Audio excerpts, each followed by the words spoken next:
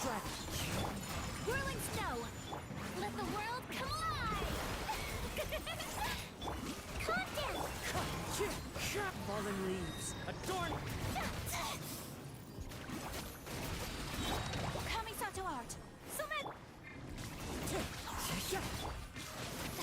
Time to shine! Don't be nervous! Just relax! Hold still! Wind strike! Yoo-hoo! Take flight!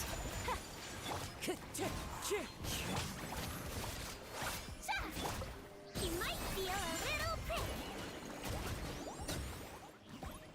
Calm down! Let the world come alive! Strike a pose! Embrace the ice! Time to go!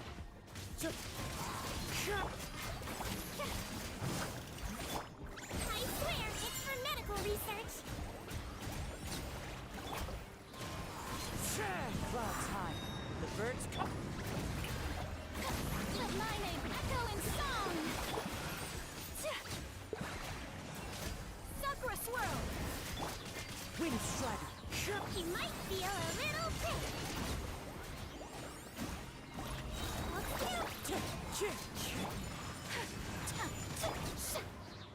Yoo-hoo!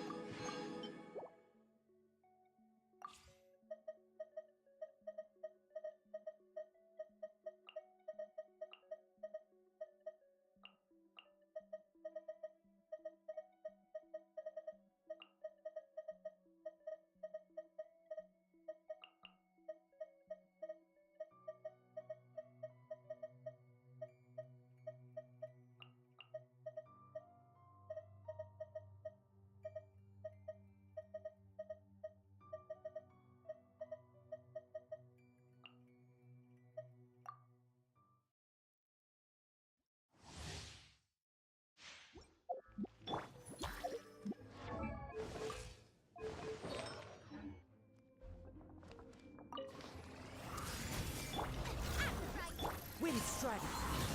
Shower me with praise! Time to shine! The Temple of Wisdom! You're toast!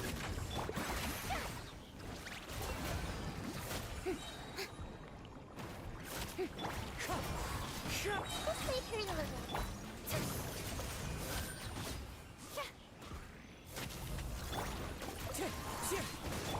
Yoo-hoo! Let the world come alive! I see everything. Nice and spicy. Hey, yeah!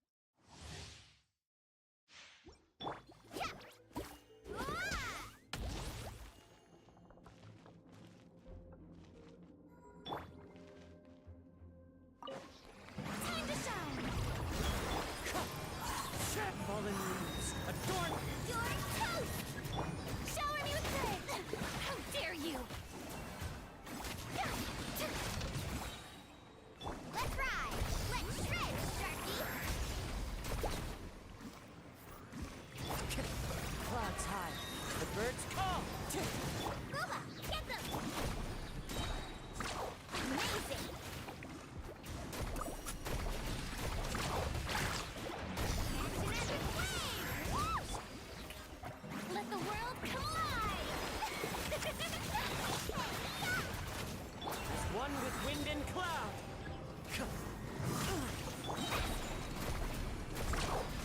up!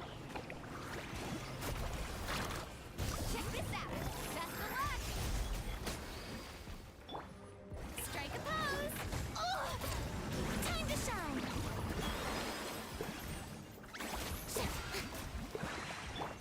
Out of the frying pan, into the fire! You're toast! Clouds high. The birds.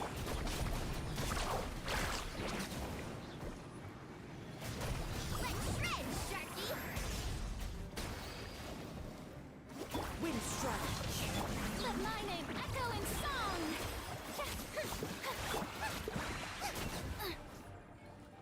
Hey-ya! As one with wind and cloud.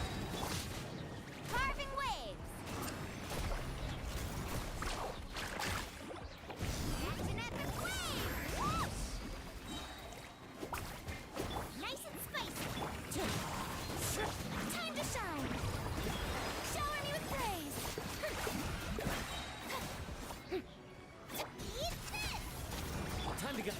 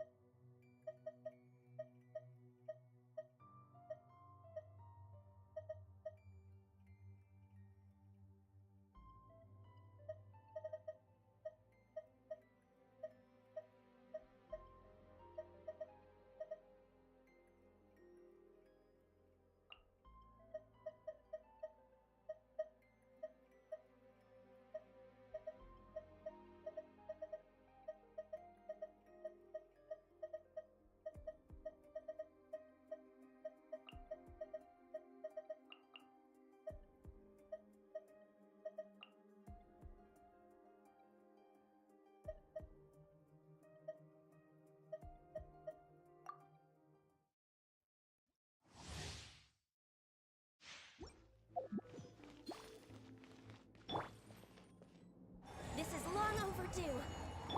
Fallen leaves. Adorn. Strike a pose! Let my name echo in song!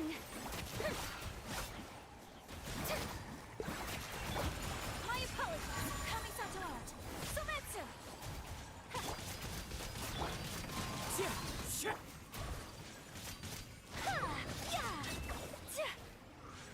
Take the... As one with wind and cloud. No touching! Glaze over! Let the world come alive! Embrace the ice! Fallen leaves. Adorn my night. Whirling snow! We're wait access denied. All hail! Wind strike. Clouds high. The birds. Shower me with praise! Let my name echo in song!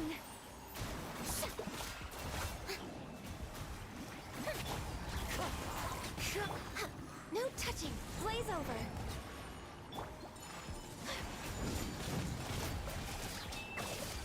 Yeah! Southwest swirl! Let the world collide! Strike! Fallen leaves. Adorn.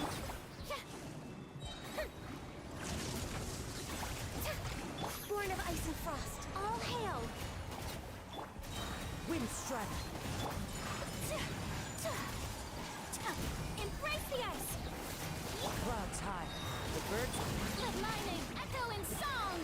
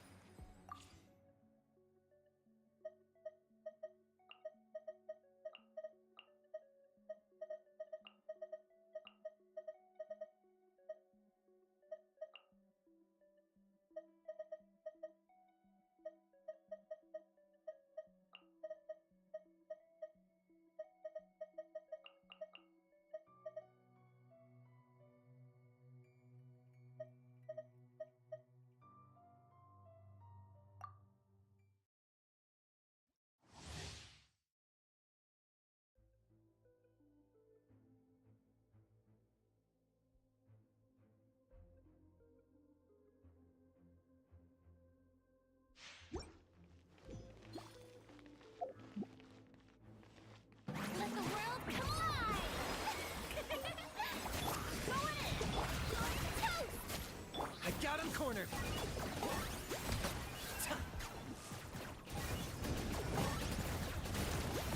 Claim these souls! Submit your souls in sacrifice! Everybody stand scared! Let my name echo in song! Strike a pose!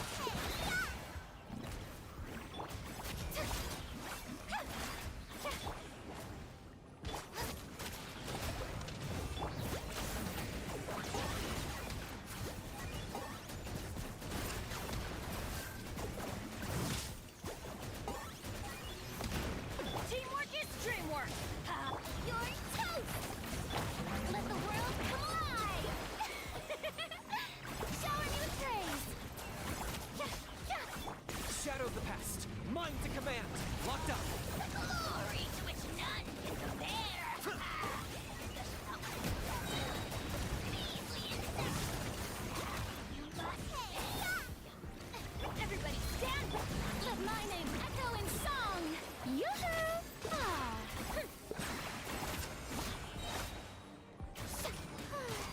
I got him cornered!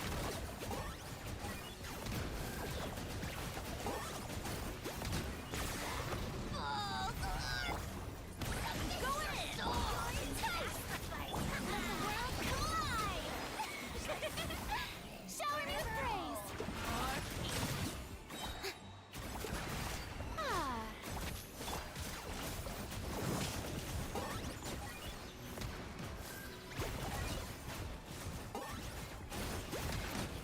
Everybody stand back! Eat this!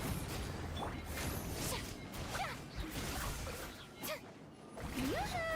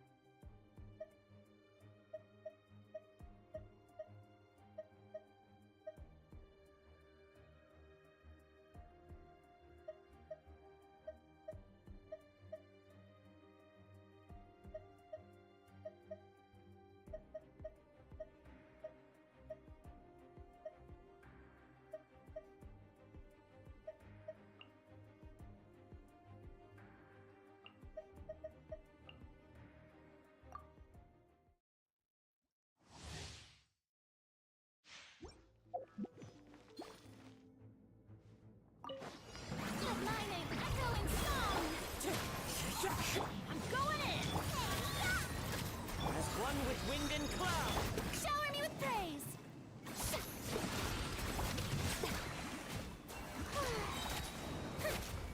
Wind strike! Everybody stand! Into the wind! Clouds high! The bird... Time to shine! Eat this!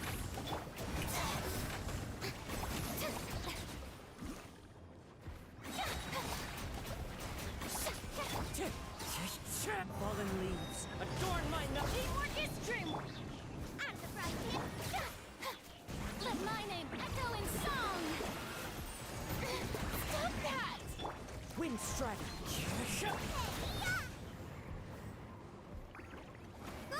As one with wind and cloud. I'm going in! Let's light it up! Strike a pose! Let the world come alive!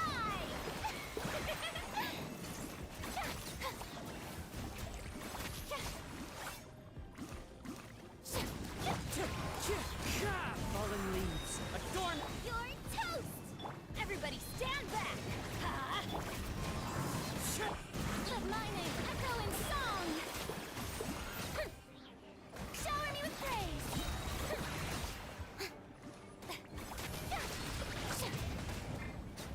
Clouds high. The birds. Teamwork is dreamwork! Eat this! Let the world come alive!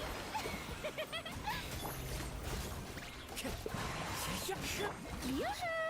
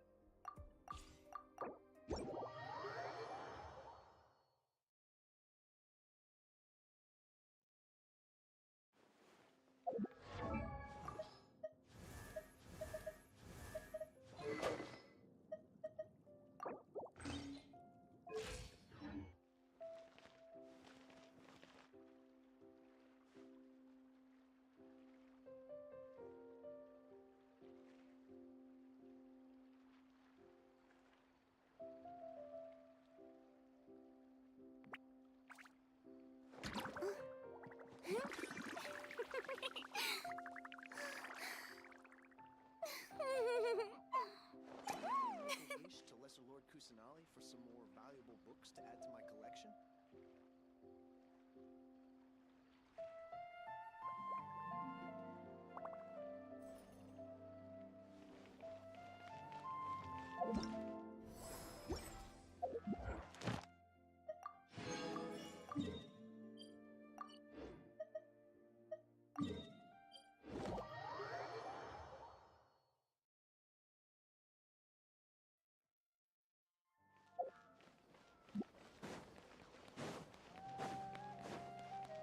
Add Astra.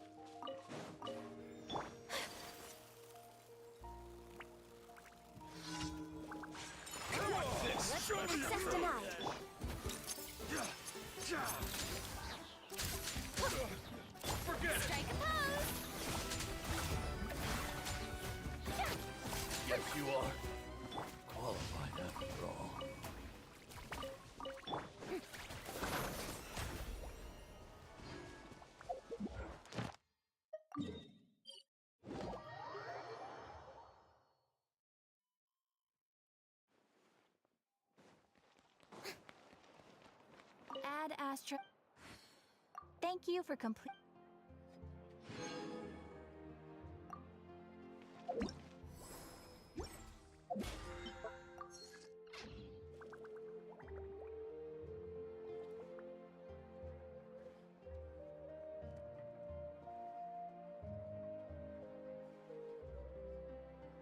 You might want to get a biggest one in history.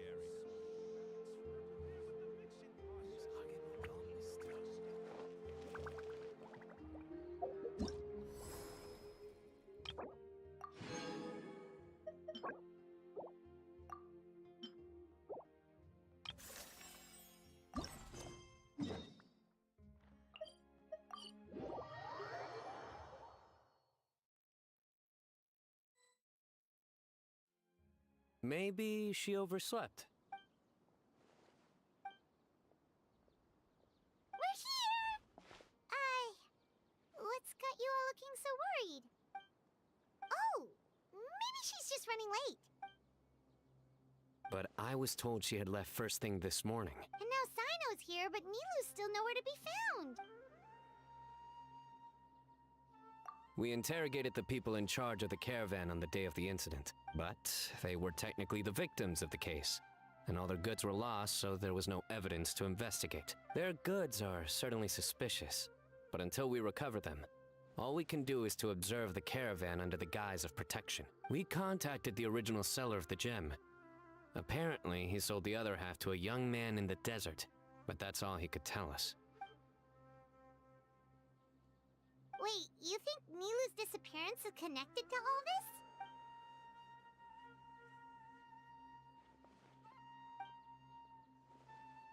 this? Traveler, Candace, there's no time to waste. Let's try to follow her trail. Tainari, can you stay back and explain the situation to everyone when they arrive?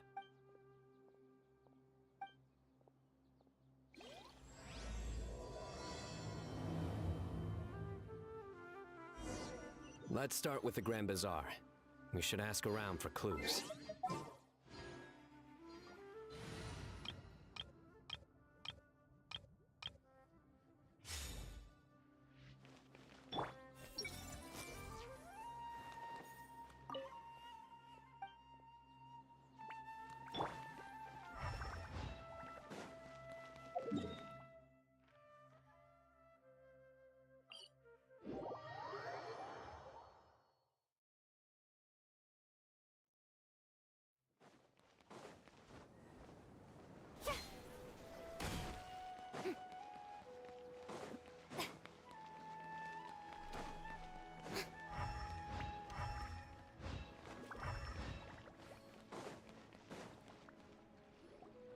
Mr. Zubair! Oh, hello. Did you need something? We're looking for Nilu. Do you know where she is? Nilu. She left bright and early this morning. Said she had to help out a friend. Was she by herself? And did you happen to see which gate she used to leave the city? Well, she definitely left alone. As for the direction, I think she left through the gate to the north. So, the complete opposite direction of Pardis Di. Did something happen? This is no time for practical jokes, you know. Mr. Zubair, could you send word to Pardis Di if Nilu comes back to the Grand Bazaar? Of course. I'm sure she just got caught up in something. We will. All right. Let's leave through the north gate and see what we can find.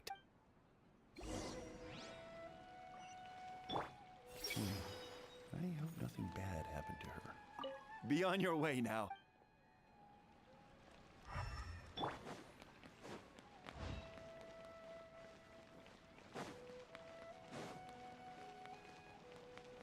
I wonder.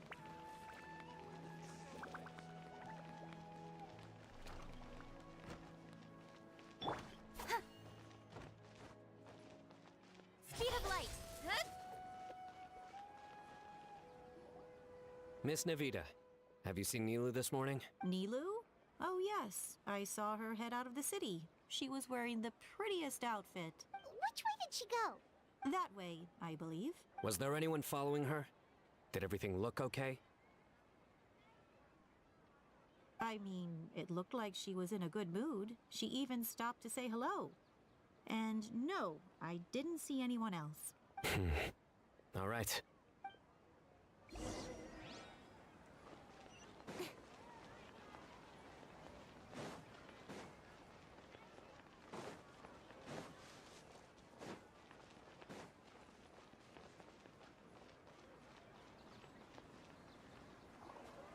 Excuse me.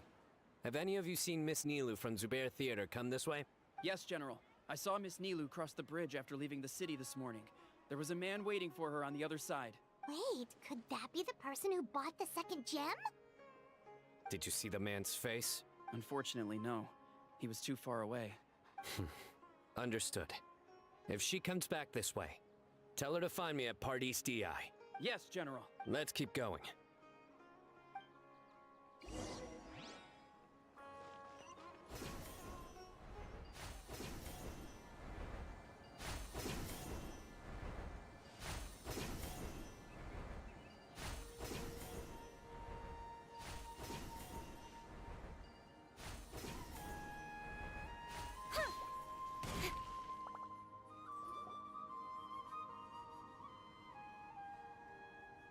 The trail ends here.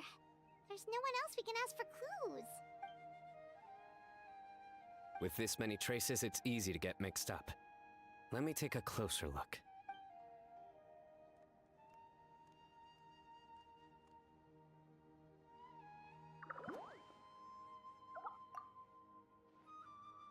Sure. We'll continue analyzing the footprints over here.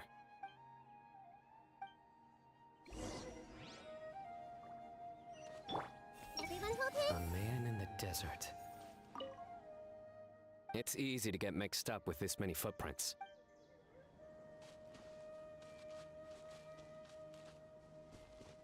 Hey!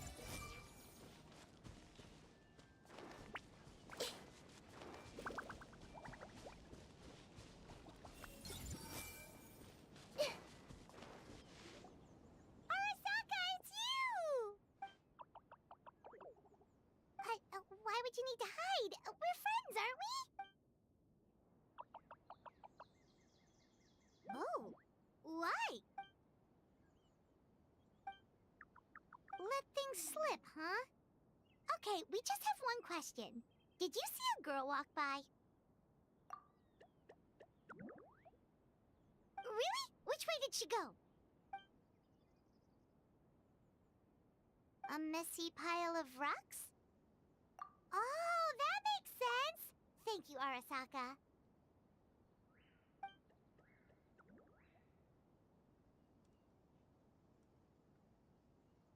Arasaka, about the other thing you mentioned.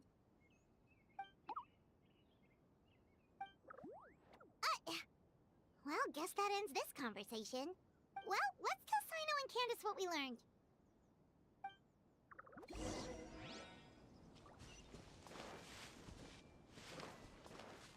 I see A man in the desert.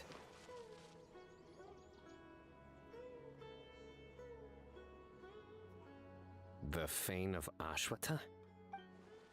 Where did you get this? we were tipped off by some friends. We can vouch for the information. All right, I trust you. Another vision?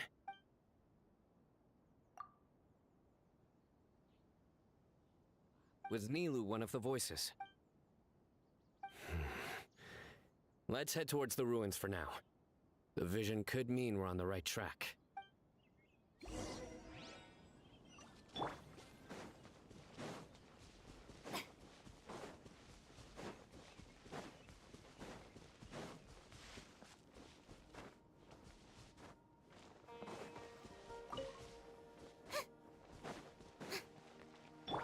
Everyone hold Happy hands. to oblige.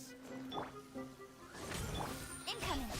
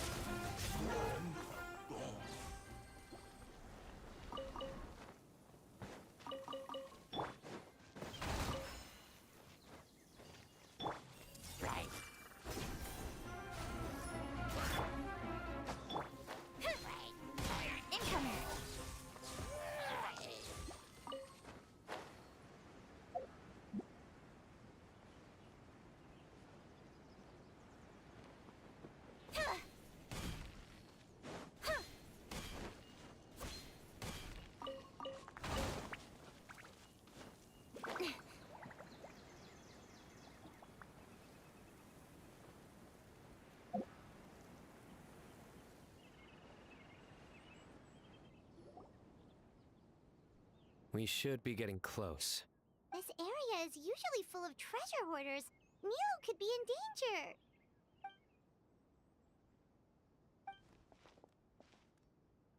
It's Nilo! Hey! I don't think she can hear us. We're too far away. Come on, let's go!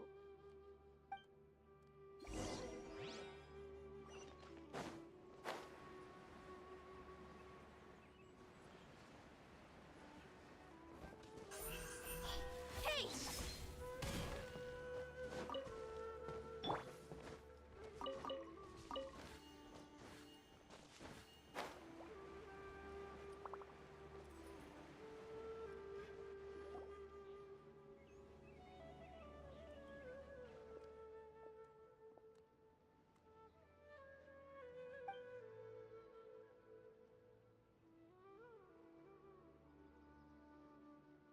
Nilo!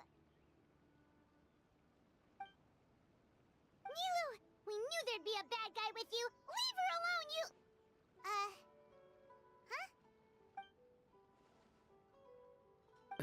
What are you doing here?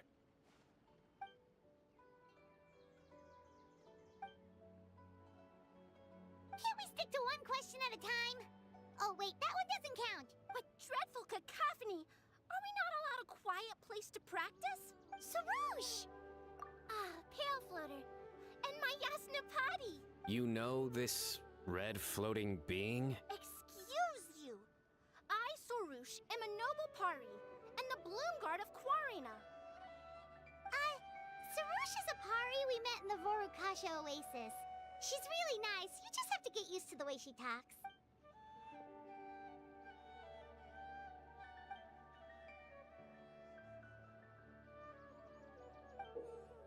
So you were the one who bought the other gem! A Wijat Eye Pari. Sounds like something I've read about before. Now's not the time for riddles. Everyone in the city is still worried about Nilo.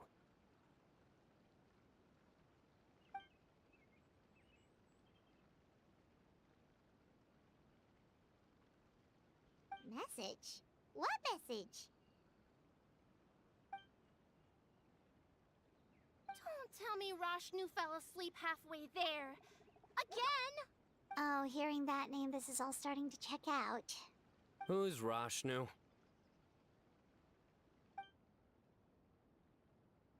Hold on, let's take this one thing at a time. First, what are you guys doing here?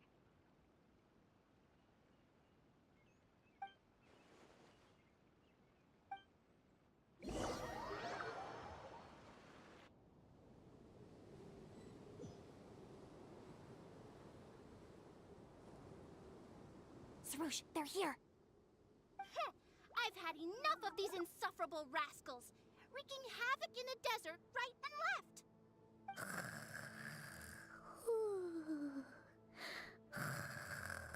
Wake up, Rashnu!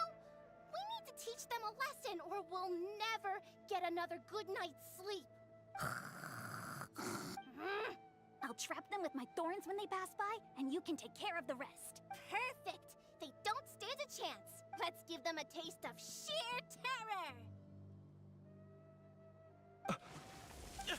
What in the... Thorn? Boss, the wagon is stuck! Huh? Now!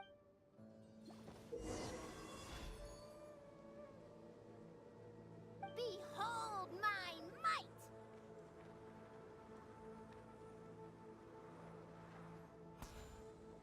Bombs! There are bombs falling from the sky! Ah! Huh. Perish, you scoundrels! Who might you be?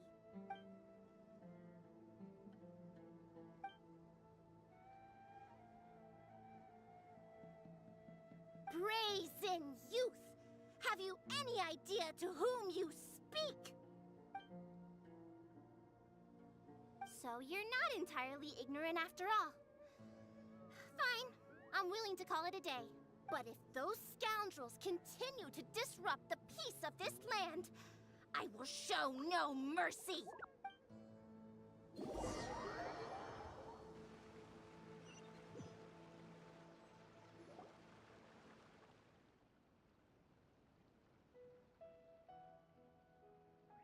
really can get along with anyone, huh?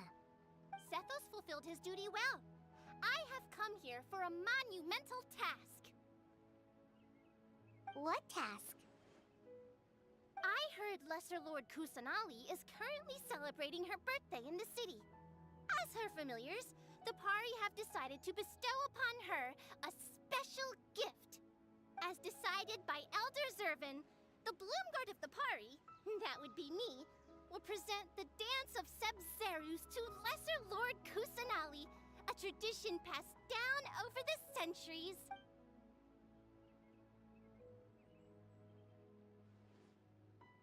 Good thing I did. How was I to know the current version is nothing like the original? Well, there are bound to be changes over the centuries.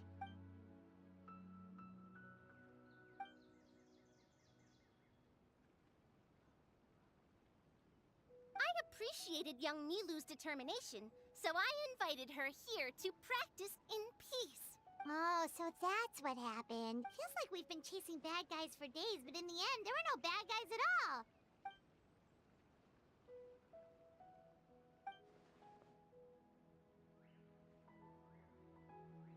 That would explain why they chose a remote path away from Aru village. They're lucky you didn't catch them in the act. Okay, remind Paimon not to get on Candace's bad side. Oh yeah! What exactly is this thing? It was a gift from King Deshret to Lesser Lord Kusanali.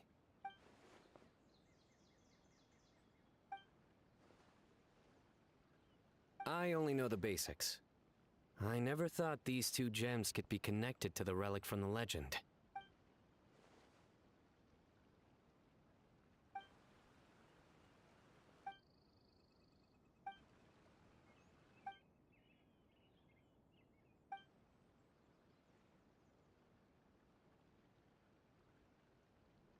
But the Weejat Eye was lost after the cataclysm in Conria, buried deep beneath the sands. And Lesser Lord Kusanali turned the Quarina into a divine bird, tasked with guarding the border between new birth and death, until the bird shattered into pieces and gave rise to the Pari.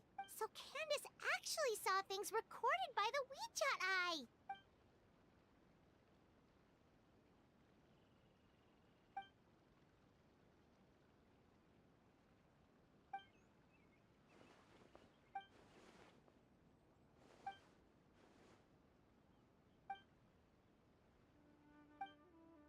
Technically, the eye belongs to Lesser Lord Kusanali. Why don't you just give it back?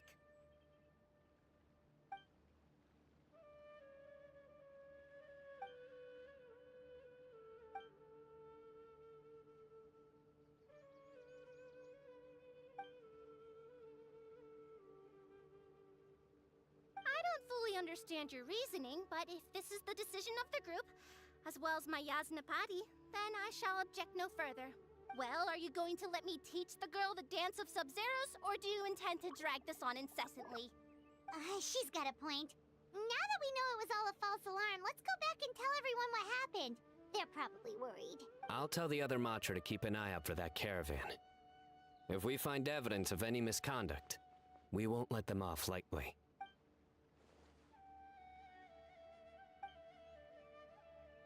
Focus! No more distractions! Now, follow along!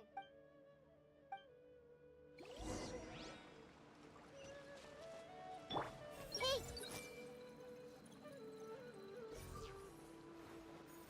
Watch closely. 1 and 2 and...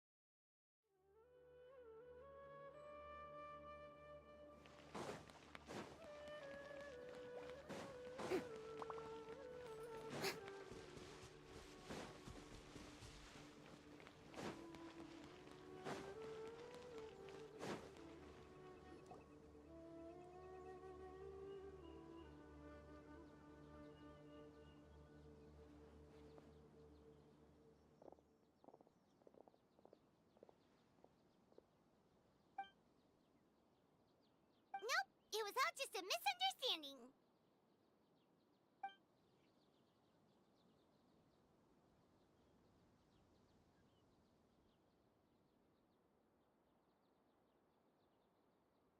How are the preparations going?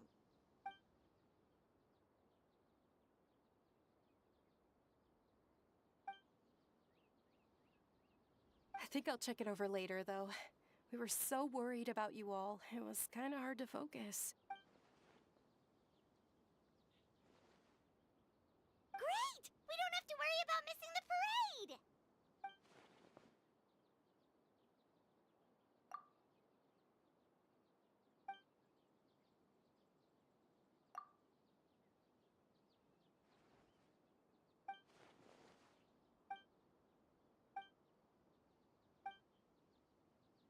Whoa! Paimon's never heard you play music before!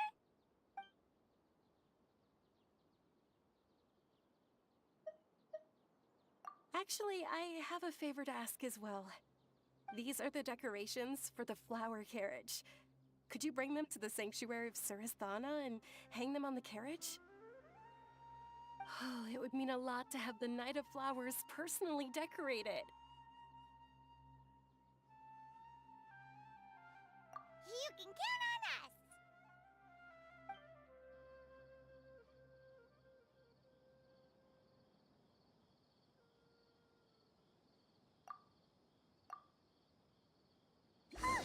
We're done. Now we just have to go to the sanctuary of Surasthana and hang the decorations on the flower carriage.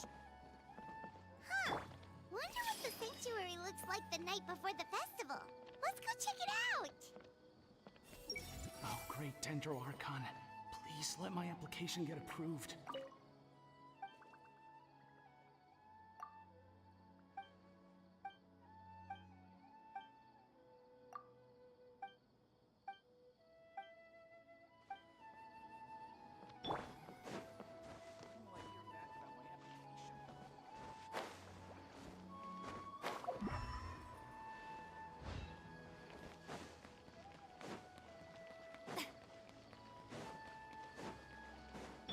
Everyone hold hands.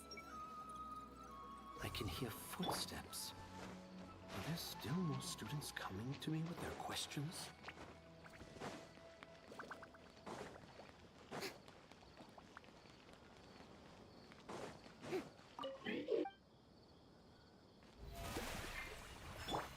This may hurt a little.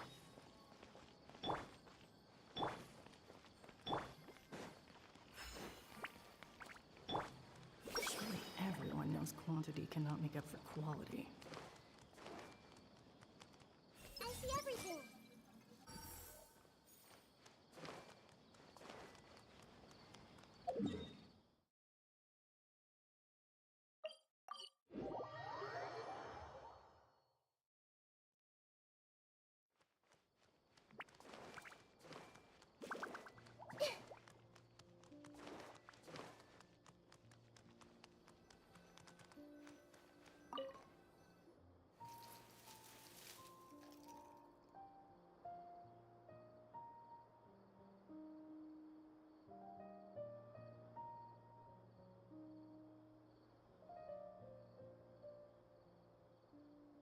That should be good.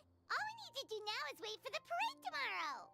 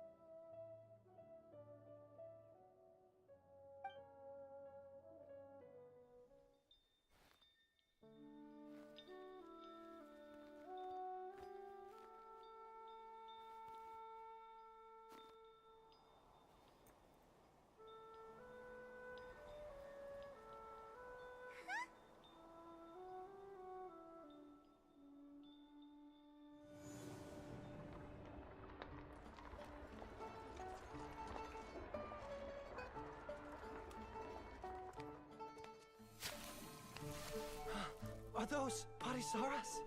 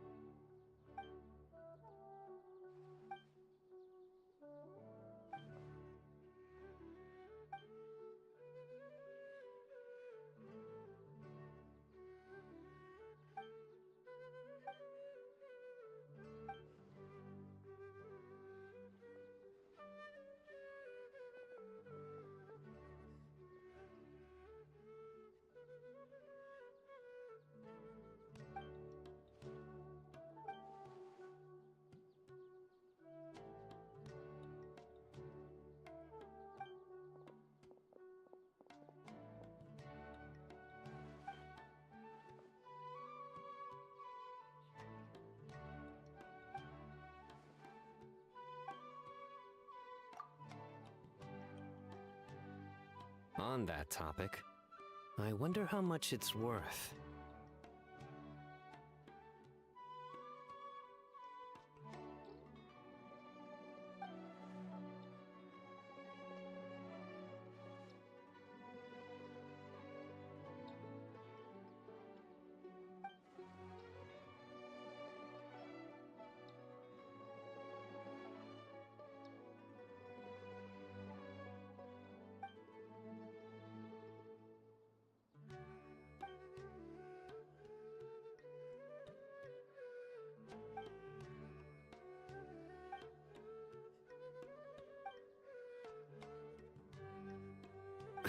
An alarm.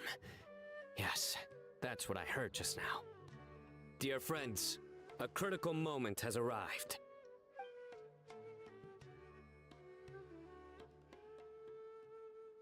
It is time to come together and play genius in...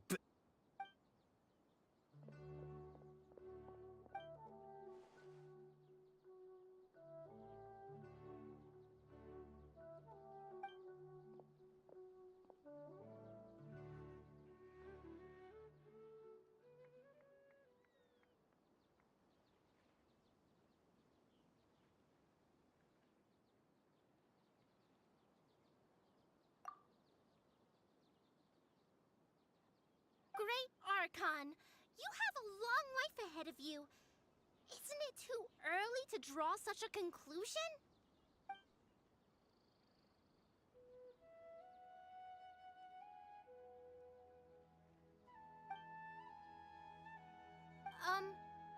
Thank you for your kindness, Great Archon.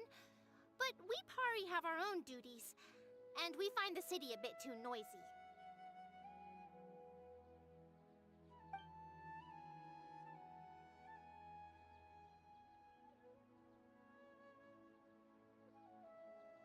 Well, that's also true. I have fond memories of my adventures with Pale Floater and my Yasnapati. Really? Paimon's happy to hear that. It felt like this Sub-Zero's festival had surprises for everyone. When you called out the Aranara, Paimon nearly fell out of the sky in shock.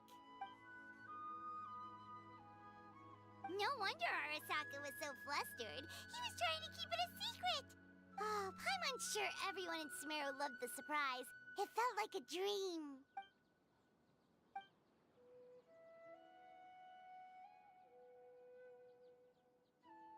Nahida?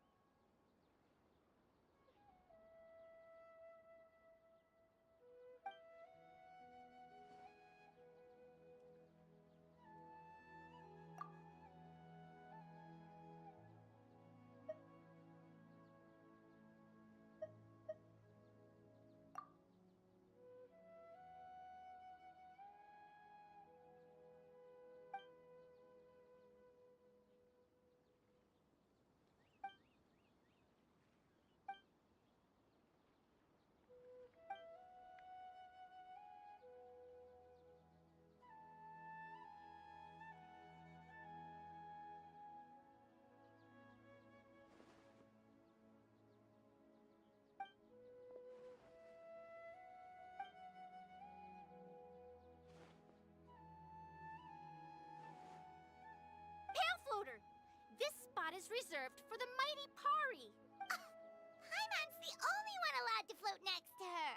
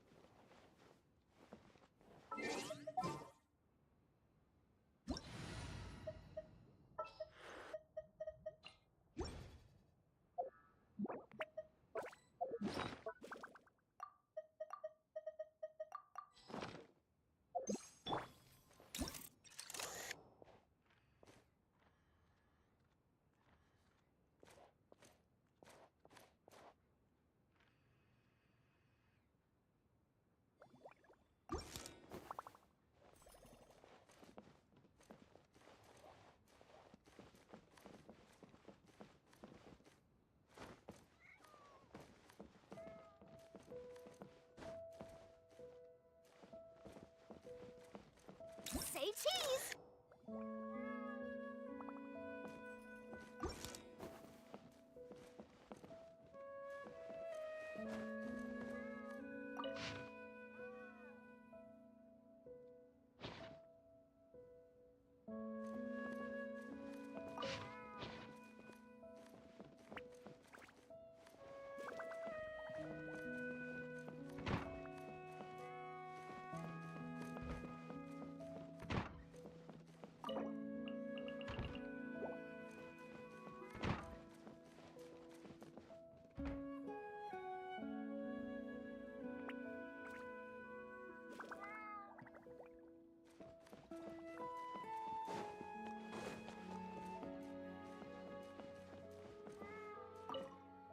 The final destination of every journey is home.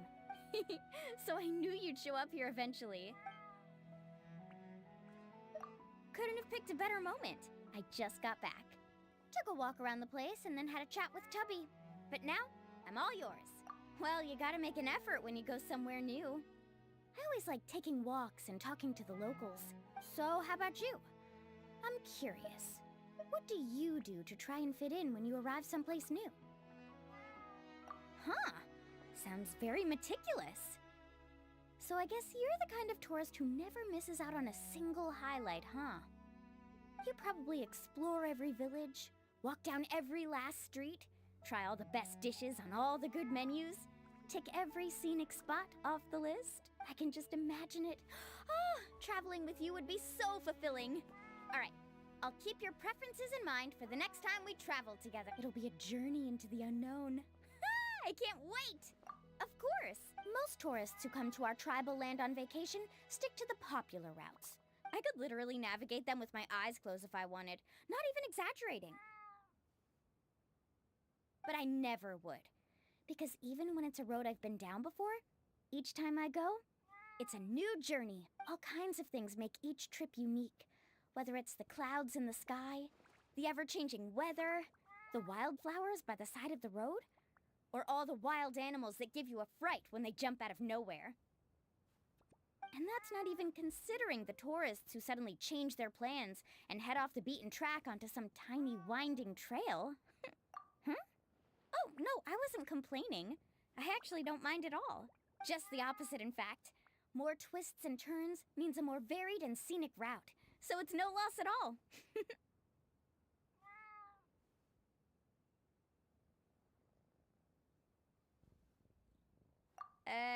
Sure, I guess.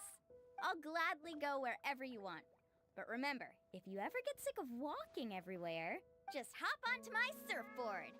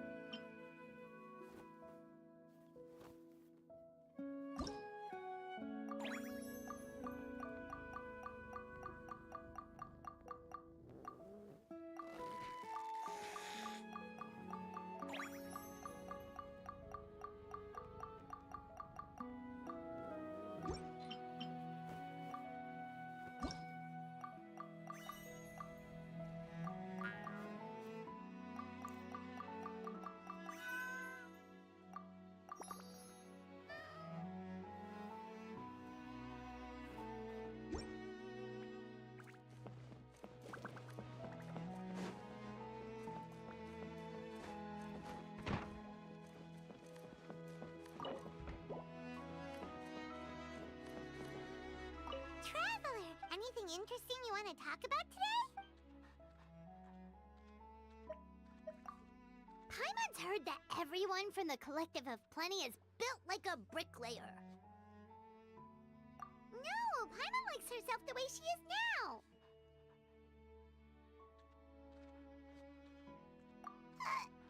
But isn't Paimon good enough at flying already? Nope, not happening. How would that even be possible? Oh, geez, not this again. For the last time, no! Traveler, anything interesting? Apparently, every Melusine gets their own special token when they're born. They treat it as a symbol of their very being. Definitely a fork! To represent Paimon's lifelong mission to taste all the delicious food in the whole... Oh, good point. Yeah, if it were Mora, it'd mean that Paimon's destined to be a super rich person. Then Paimon could buy anything she wants. Oh, Paimon's so torn. Both are so tempting. Wow, that's a great idea! Anyway, enough about Paimon. Your token would probably be a cooking pot to represent being Paimon's personal gourmet chef. Aw, really? Okay, sure. Friends share everything, right? Hey, no fair! Travel, anything interesting? Nighty-night, and don't worry.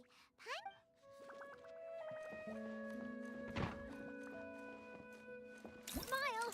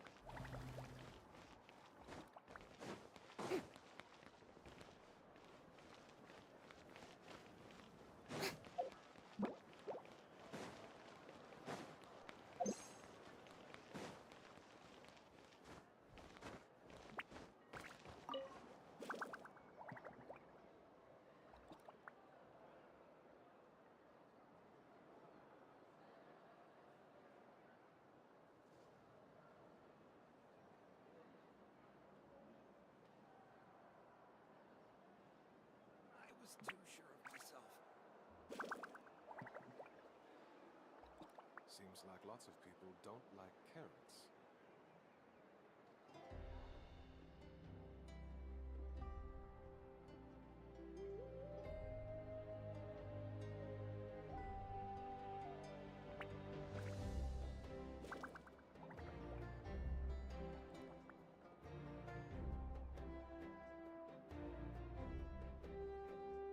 I was too sure of myself. Seems like lots of people don't like carrots.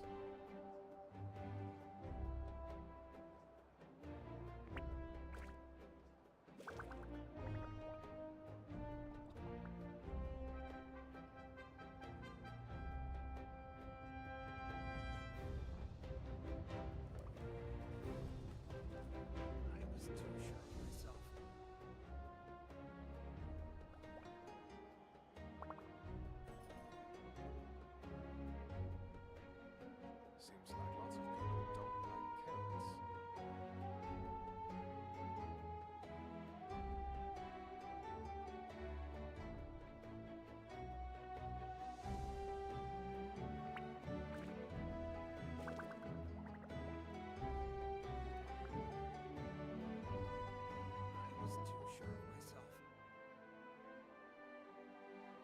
like lots of people don't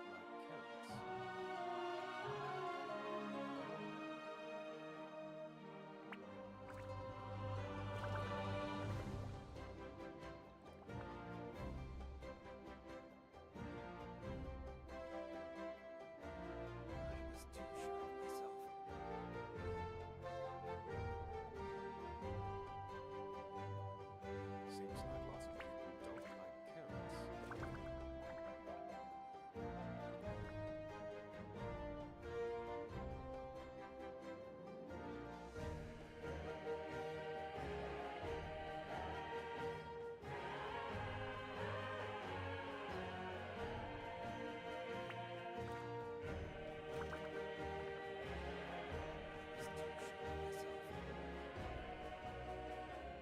Seems like lots of people don't like carrots.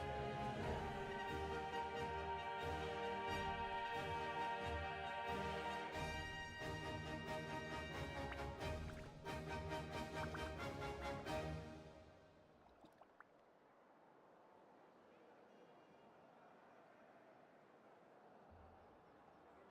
I was too sure of myself. Seems like lots of people don't like carrots.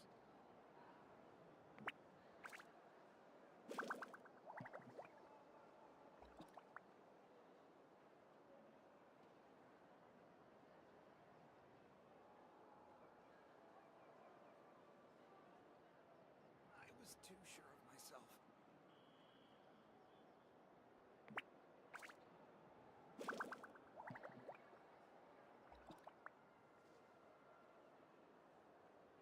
Seems like lots of people don't like carrots.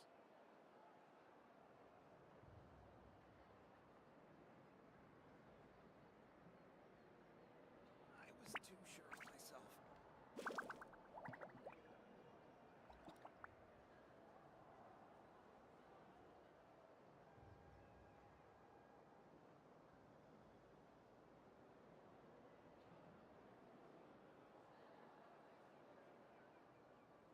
Seems like lots of people don't like carrots.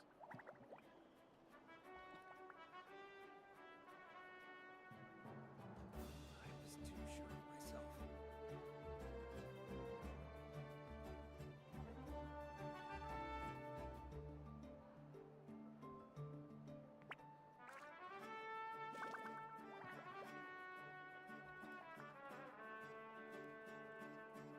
Seems like lots of people don't like carrots.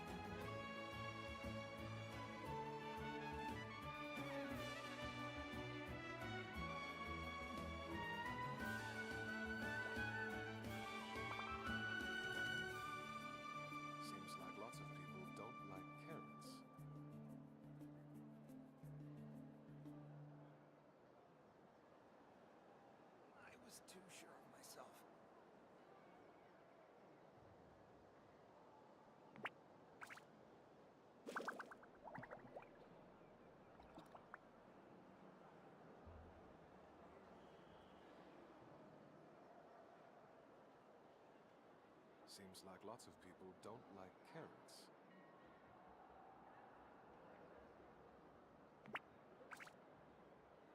I was too sure of myself.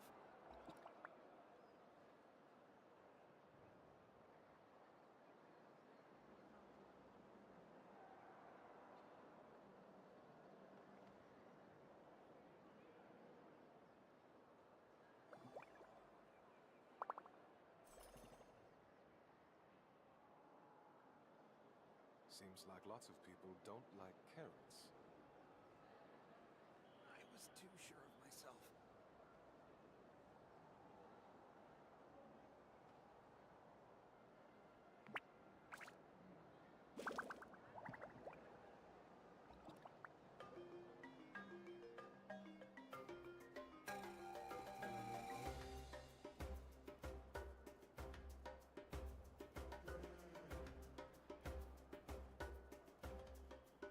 Seems like lots of people don't like carrots.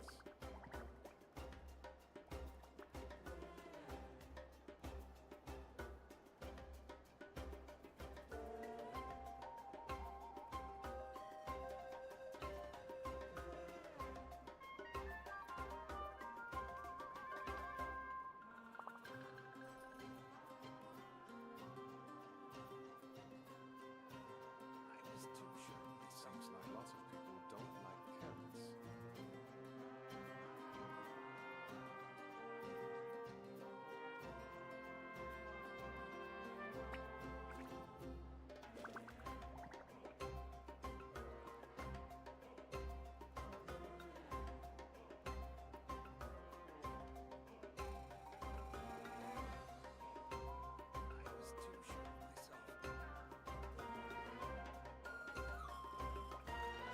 Seems like lots of people don't like carrots.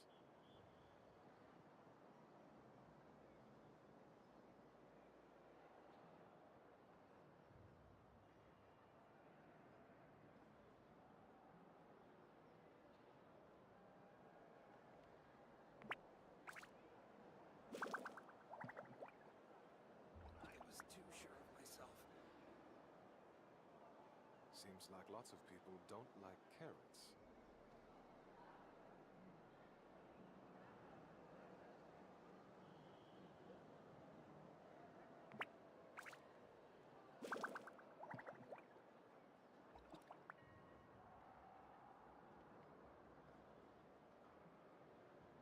I was too sure of myself.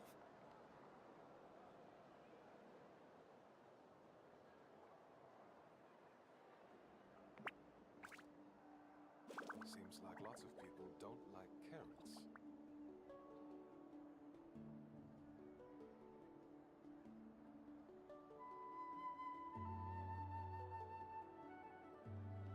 I was too sure of myself. Seems like lots of people don't like carrots. I was too sure of myself. Seems like lots of people don't like carrots.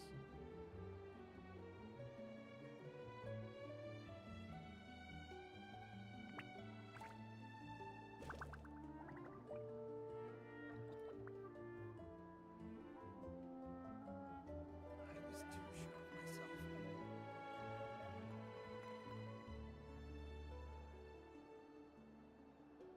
Seems like lots of people don't like carrots.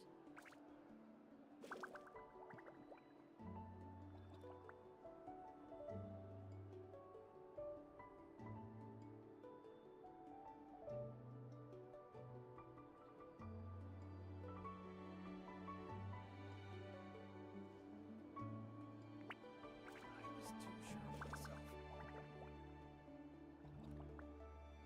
Seems like lots of people don't like carrots.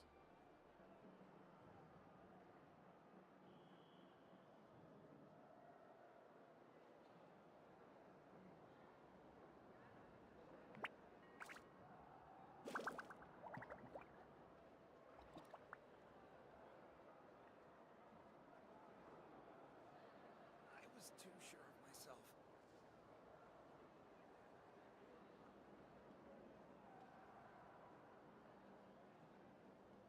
Seems like lots of people don't like carrots.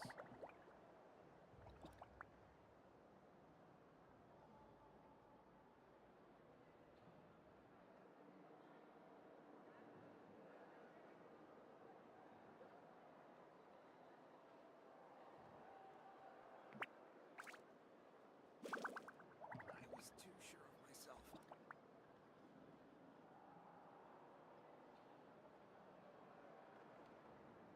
Seems like lots of people don't like carrots.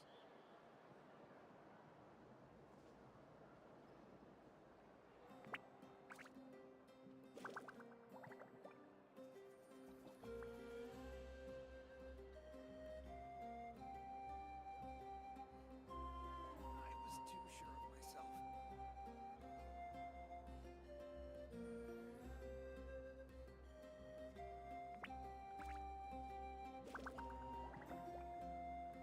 Seems like lots of people don't like carrots.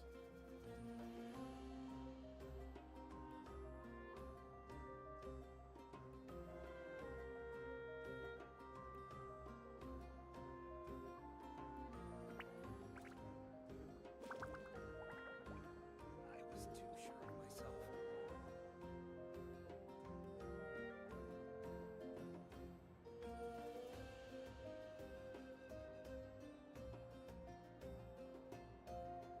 Seems like lots of people don't like carrots.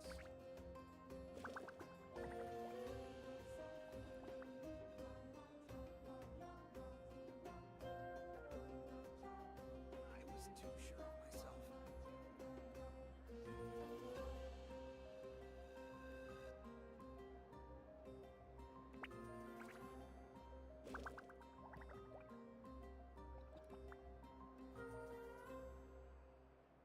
Seems like lots of people don't like carrots. I was too sure of myself.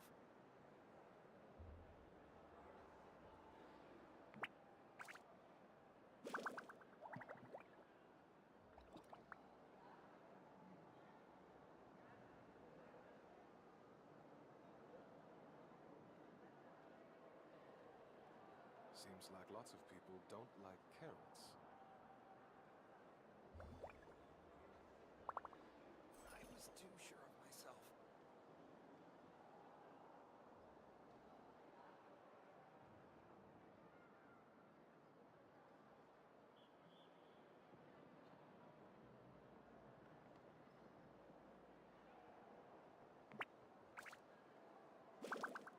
Seems like lots of people don't like carrots.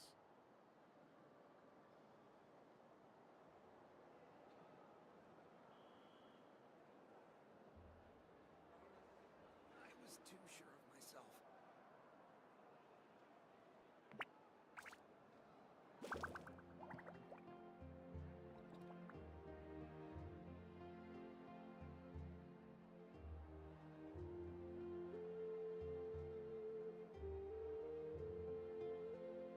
Seems like lots of people don't like carrots.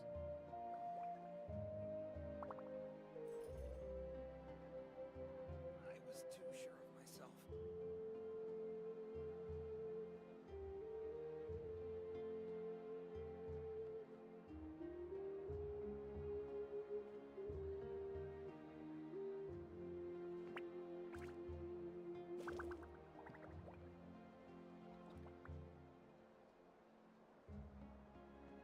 Seems like lots of people don't like carrots.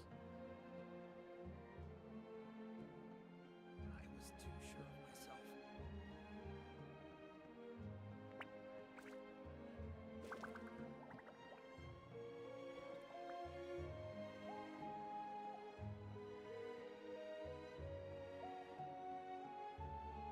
Seems like lots of people don't like carrots.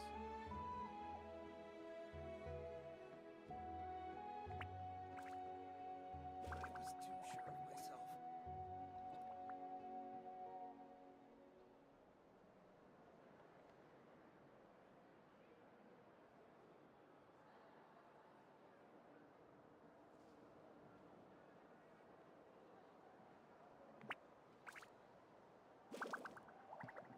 Seems like lots of people don't like carrots.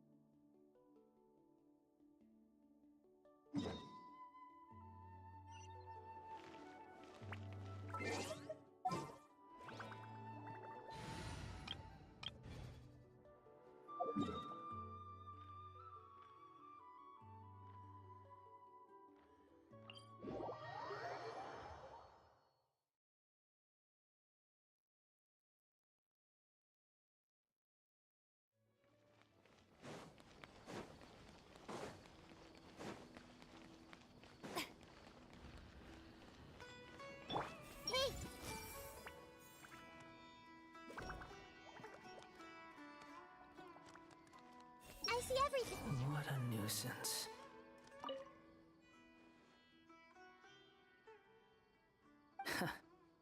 I don't remember doing anything worth getting invited. It's just another noisy room.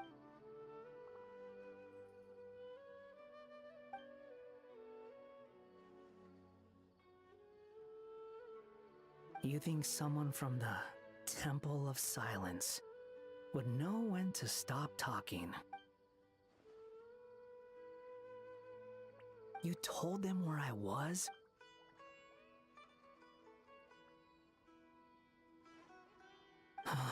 For the love of... Fine.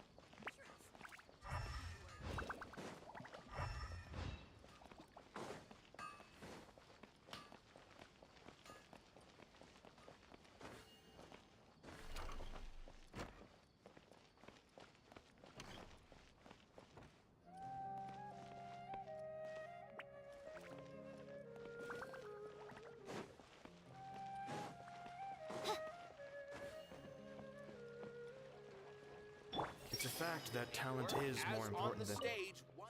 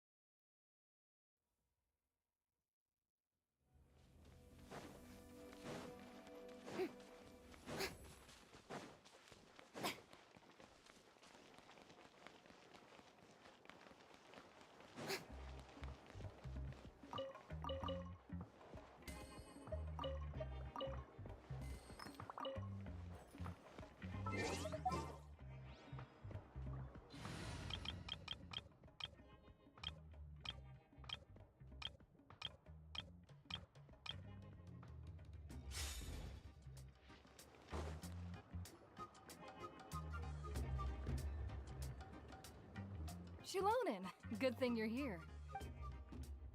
Oh, the shelf on the left, second row down, first X on the right.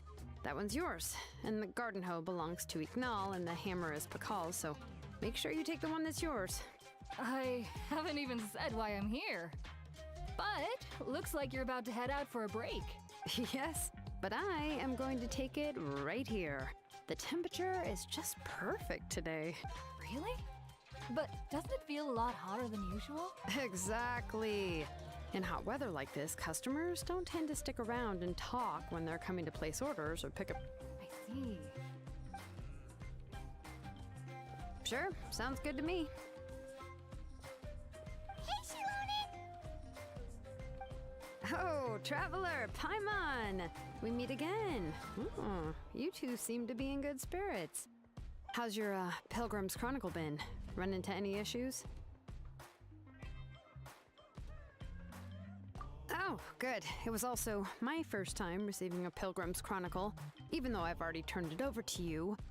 There are still a lot of things that could go wrong, so I wasn't sure if there'd be any issues. Huh? So, what are the chances that something might still go wrong? Well, less than the chances of Mualani accidentally falling off a spiritway, I'd say. Oh, well, that definitely would never happen. I found the Shilonen. Thanks a lot. By the way, Nichka's birthday's coming up real soon. Are you planning to visit her? I've prepared a gift, and was just getting ready to take it to her. You're not planning on giving the kid a full set of pliers again, are you? Or, let me guess, woodworking tools? Oh, yeah, I make these myself, and it's a lot of work. But if you like a set, I can make some time and forge one for you. Great! We often camp out in the wild, but a set of Shilonen's tools would make pitching a tent and starting a bonfire a whole lot easier. Well, still, I won't be giving Nichka any tools this year. She wrote me a letter saying that she'd like a copy of Tequil the Brave. The book is not what you call a bestseller, but luckily, I have a few copies in my collection. They were really old editions that were published a long time ago, but they should still be readable. Children her age... Huh. Wait. What? Oh, it is quite hot today. Seems you're about to pass out from the heat. Do you even remember your own name? My memory can't be this bad. It's just these last few days. I've been forgetting. Well, in that case, why don't you use the Blaze Gem inscription you have as a memo to engrave some important things to remember? After all, that inscription will never wear out, and it's easy to carry. You do have a point, but... No. I engraved some wishes on my Blaze Gem inscription. You know, just some dreams that I have for the future and things I'd like to accomplish one day. Even though Tassoli has said that from an aesthetic point of view, it would be best for people to keep their inscription short, This blaze gem inscription was still made by a name engraver, the forger of ancient names themselves. Everyone thinks that the inscription she made might have some wondrous powers. So, many people who bought blaze gem inscriptions engraved their wishes and dreams on them in hopes that they would come true. Sounds kinda like a wish granter. But if you do that, won't everyone be able to see your wishes and dreams?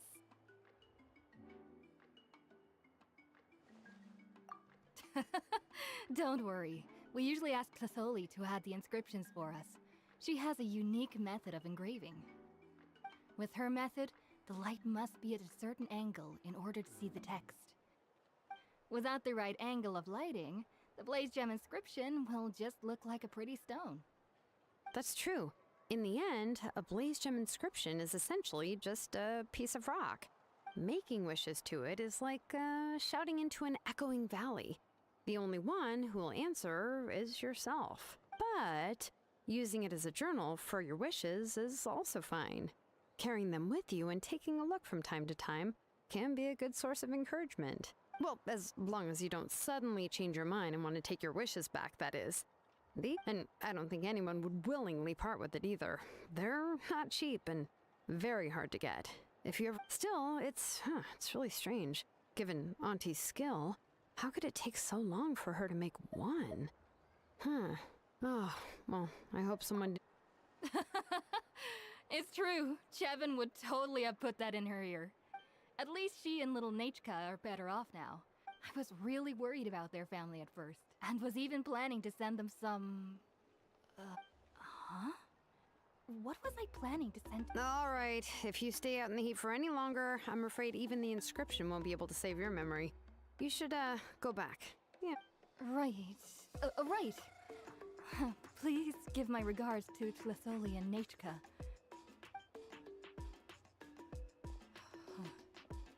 What's going on? Maybe I should go talk to Erinley to get some medicine. So you'll be going to Nachka's birthday party too, Shilonen? Oh, perfect! And let's... Oh, yeah, sure, but I didn't expect you to know Tlatholi too. She hasn't been coming to the tribe much lately, so how did you get a chance to talk with her?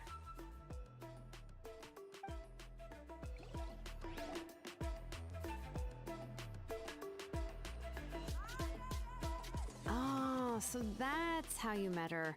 She even wants to use volcanic crystal as a forging material. Guess she's really pulling out all the stops for her daughter. Then let's just go and ask. Come on, I want to give her the book anyway. Huh? Wait a second. Our birthday gift's supposed to be a surprise.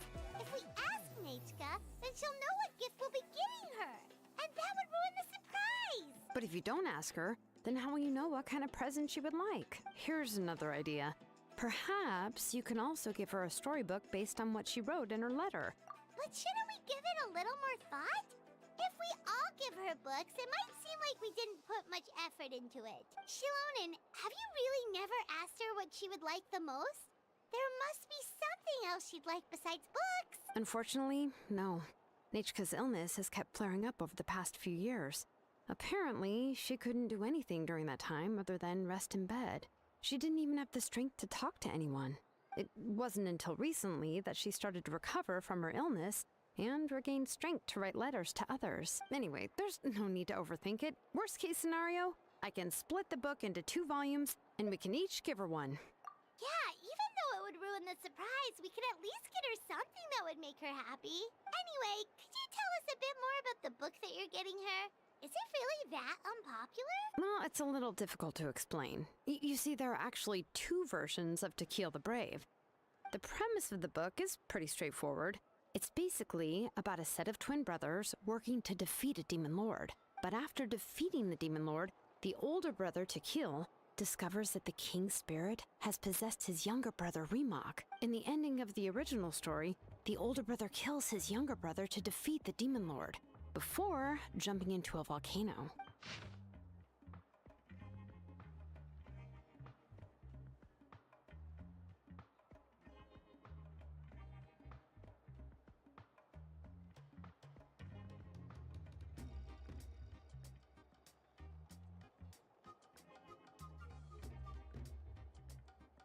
I remember there was one line that was super popular at the time. If I still remember right, after being possessed by the goddess Coatlicue, Rimac said, "I do not wish to see your blood be reduced to ash, but I have seen the light of your heart and spirit. Remember my name, brother. As long as you remember me, I will never have left."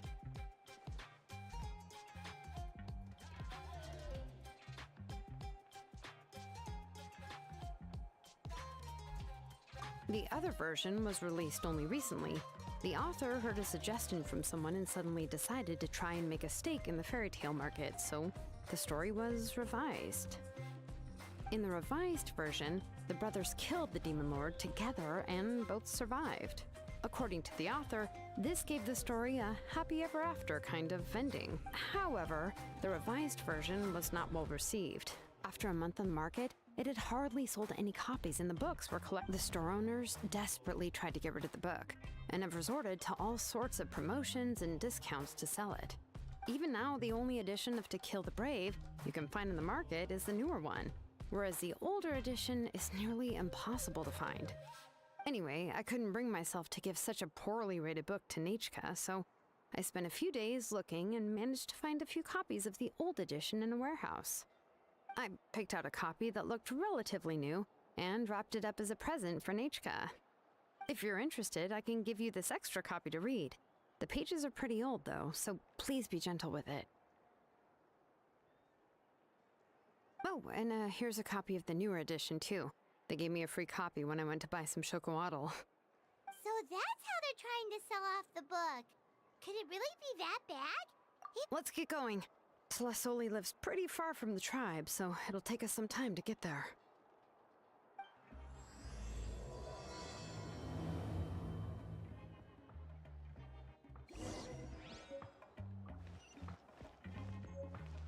Yep.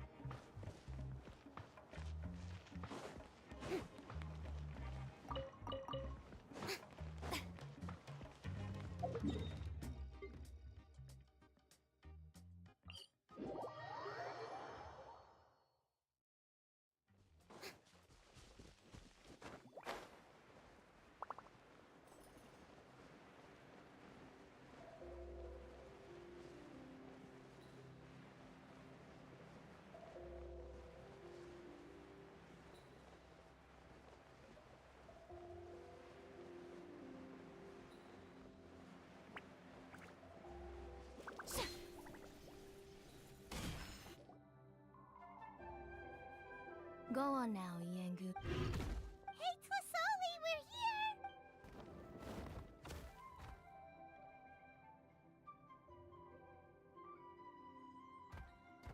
Oh, what a surprise. And even Shilonin is here too. Oh, it's been a while since I've seen you, Auntie. I received Nechka's letter. She wanted a copy of To Kill the Brave, right? There are several editions of the book in Natlan, and I wasn't sure which version she'd prefer. I asked a messenger from the Scions of the Canopy. It seems this softcover edition is one of the most popular options, so I brought it for Nechka. You haven't changed a bit, Shilonin. Let's go inside. I was just boiling some chocolatl, so you can all try some. Shilonin used to love drinking chocolatl. When she was little, she would always have several cups every time she came to visit me. You were already a big girl by the time I finally had my Nechka. Alright, for now let's... Oh, Auntie, let's go inside. Traveler, please help me get her into the house. Oh, Paimon will help too! Be good, Yengu, and don't get in the way. Alright, let's get indoors. What?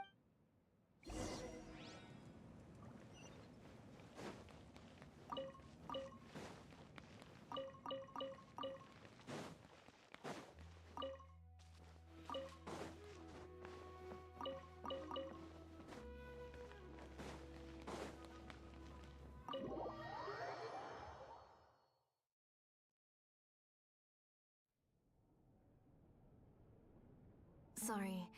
Nechka's illness has been flaring up recently. I suddenly started to feel dizzy in the sun. I hope I didn't scare you. Have a seat. I'll fetch you a few cups of chocolatl. Oh, I've already brought them over. This cup's for you, Auntie. And these are for you, too. Chocolatl? What does it taste like? Paimon's heard that it can be pretty bitter. Oh, don't worry. Auntie always adds a lot of sugar. It won't be bitter.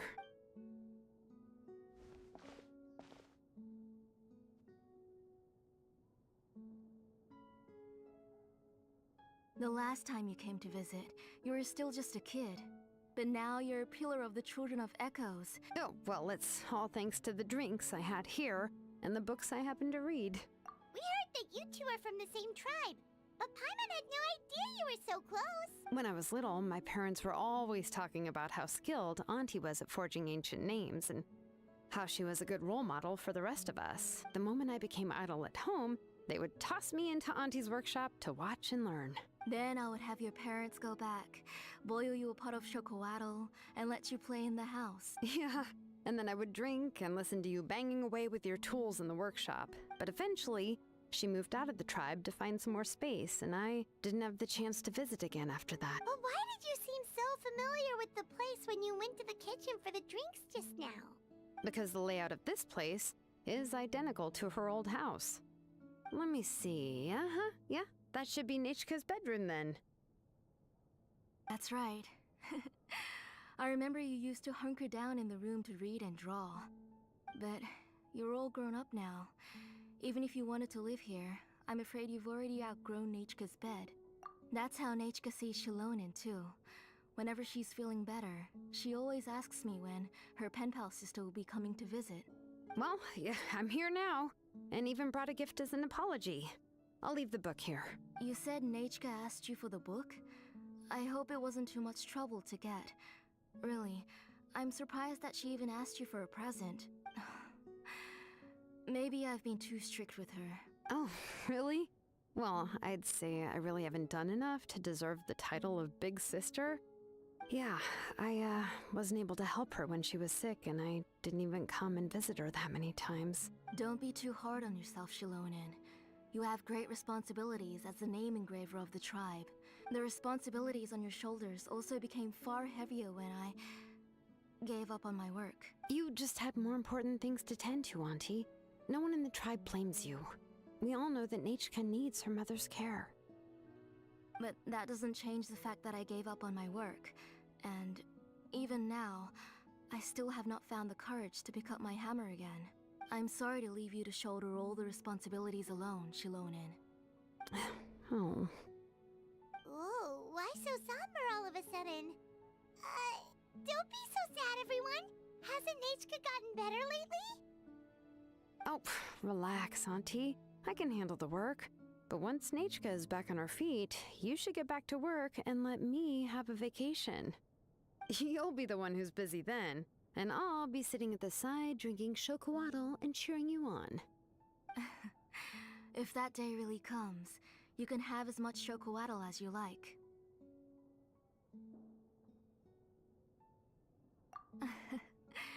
If you asked me before, I wouldn't have even been able to talk about it. But now that she is gradually recovering, I've also gained some courage to face what happened back then. Nechka's illness actually originates from the Abyss.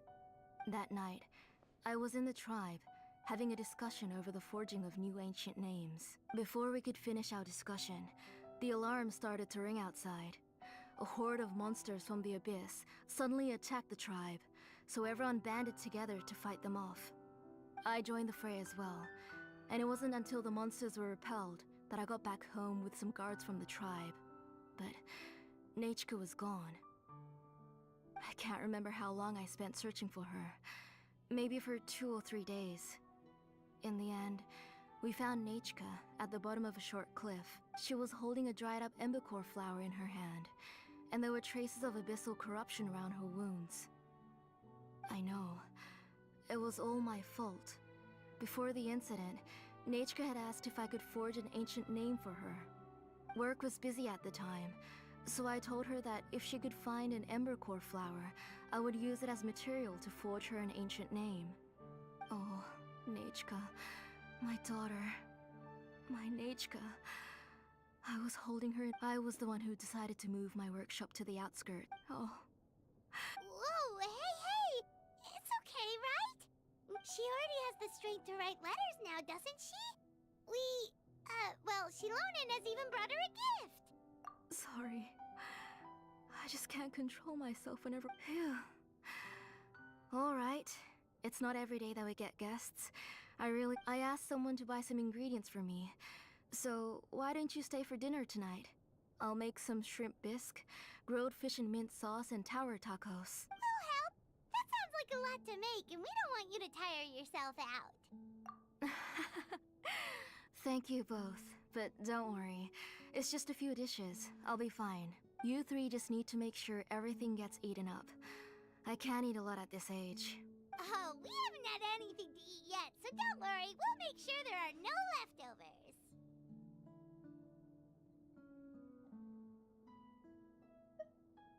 Ah, it just occurred to me that Shilonen likes to eat cheesy crab hot pot. Why don't I make that instead of the grilled fish and mint sauce? I remember you don't like picking out fish bones. Nah, both are fine with me. I've learned to just chew up the fish bones now. Oh, come on now. If you don't want to pick out the bones, I can just take them out for you. Anyway, for dessert, would you like a cup of grain fruit or chocolate? Cup of grain fruit! How about a cup of green fruit mixed with chocolate? Okay, got it. I'll go start cooking, but could you do me a favor in the meantime? I ordered a bunch of ingredients, and they should be here any minute now. Would you go check by the door and see if they were already here? If so, please bring them in. Come on, Shilonen. Stop lying around. You shouldn't nap before dinner.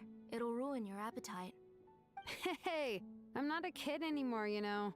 You don't have to worry about my appetite. That's beside the point. If you don't watch out for your health while you're still young, then when you get older, you'll... All right. I'm getting up.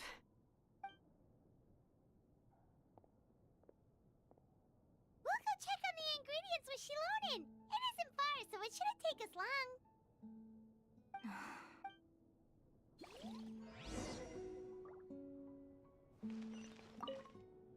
That kid.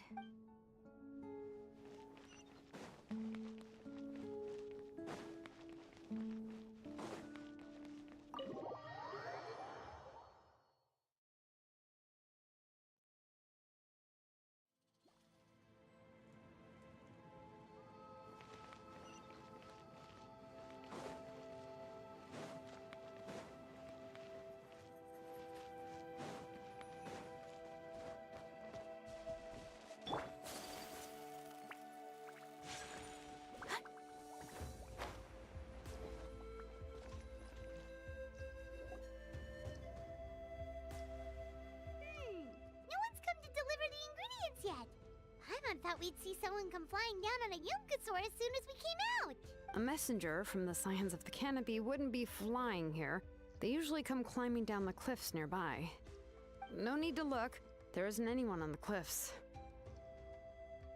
I just saw a ghost. Hey, you there. Sorry, but does Tlisoli live around here? Oh, are you the one who's supposed to deliver the ingredients? Ingredients? Are you kidding? I was nearly eaten myself. Never mind that now. Those monsters are still hot on my heels. Please, you've got to help me. Shilonen, where'd she go? Whoa, she's already gone up to fight the monsters? Let's go help her out.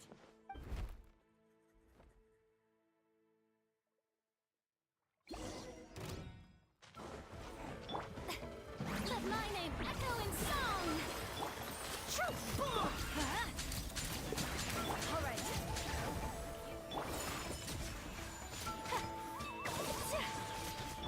I'm going in! Kamisato art! Sumetsu! All right, that should be it for the monsters. Yeah, it was easier than I thought. Oh, it also seems we're in good luck. The goods weren't damaged either. Strange. We didn't see any monsters on the way here. Yeah, right. I use this road to deliver goods all the time, and I've never been attacked like this before. It's the main road in and out of the tribe, so people often come here to clear out any monsters. This area is usually very safe. I don't know what happened, but it seems like all the monsters around here have gone berserk. Even the docile Tepetlosaurs are in a frenzy. Tlisoli doesn't even forge ancient names anymore, so why can't she just move back to the tribe? If she comes back, Nachka will even be able to find some playmates. She's so young and hasn't even, Nachka's playmates. No, wait, I feel like my kids have played with her before. They've even told me about Nachka's favorite game. Strange. I always remembered it before. How could I forget all of a sudden? Look at that! He has a Blaze Gem inscription too! You should go back to the tribe. It seems like you had quite the scare today. We'll take the ingredients back for you. I'll carry these bags, and you two can carry the rest. Huh? Oh, sure. Paimon can take care of these grain fruit that fell out of the bag. If you say so. Thank you so much. I guess today's just a really bad day for me to go outside. That's so weird. Why is everyone we run into today having trouble remembering stuff? Paimon's not sure how to say it, but she's got a strange feeling about this. Like it's all somehow related. Once you live long enough, you'll eventually start experiencing strange days like this. Let's bring the ingredients back. Otherwise, we won't have anything to eat tonight.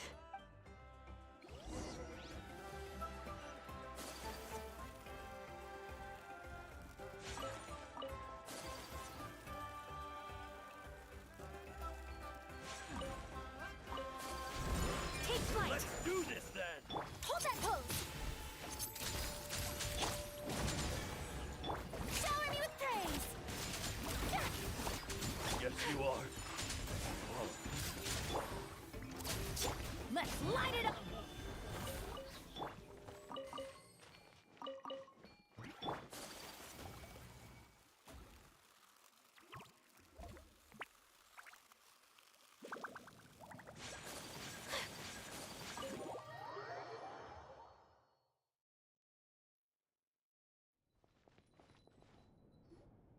Ah, you're finally back. What took you so long? Oh yeah, we ran into some small problems, but everything's fine now. All right. As long as everything's okay now. You all have a seat.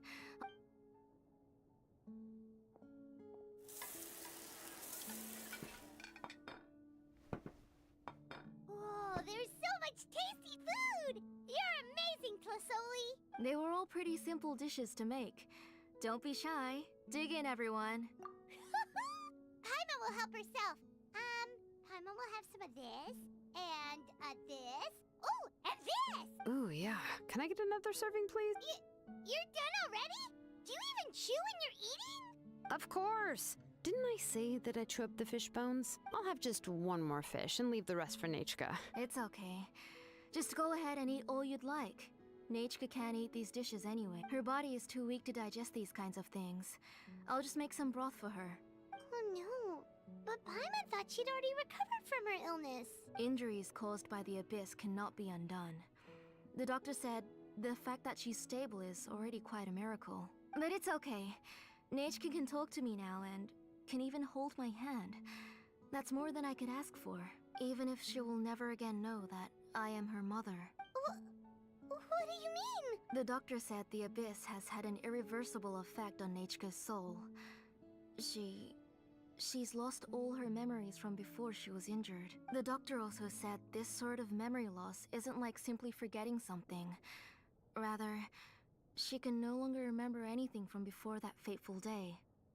Huh? You know about the woven scrolls that the Masters of the Night Wind use to record things, right? Well, generally speaking, forgetting things is like when the woven scrolls would gradually start to fade. But the case of Nachka's memory loss is as if her woven scroll had been cut in two. The books she loved to read, the flowers she took joy to grow, and the time she spent in this house were all cut off by the Abyss. As one example of that, Nachka now only sees me as a strange, unfamiliar auntie who claims to be her mother.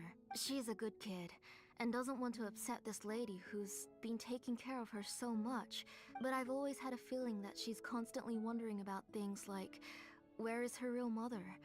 Nechka really has no idea that her real mother is right in front of her.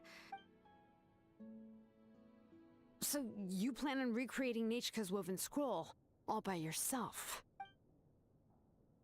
What do you mean? Or should I say, you've already started reweaving that scroll long ago. The delivery guys. I saw it hanging from his waist, so I asked to borrow it from him. Don't worry, I'll return the inscription to him once we've figured everything out.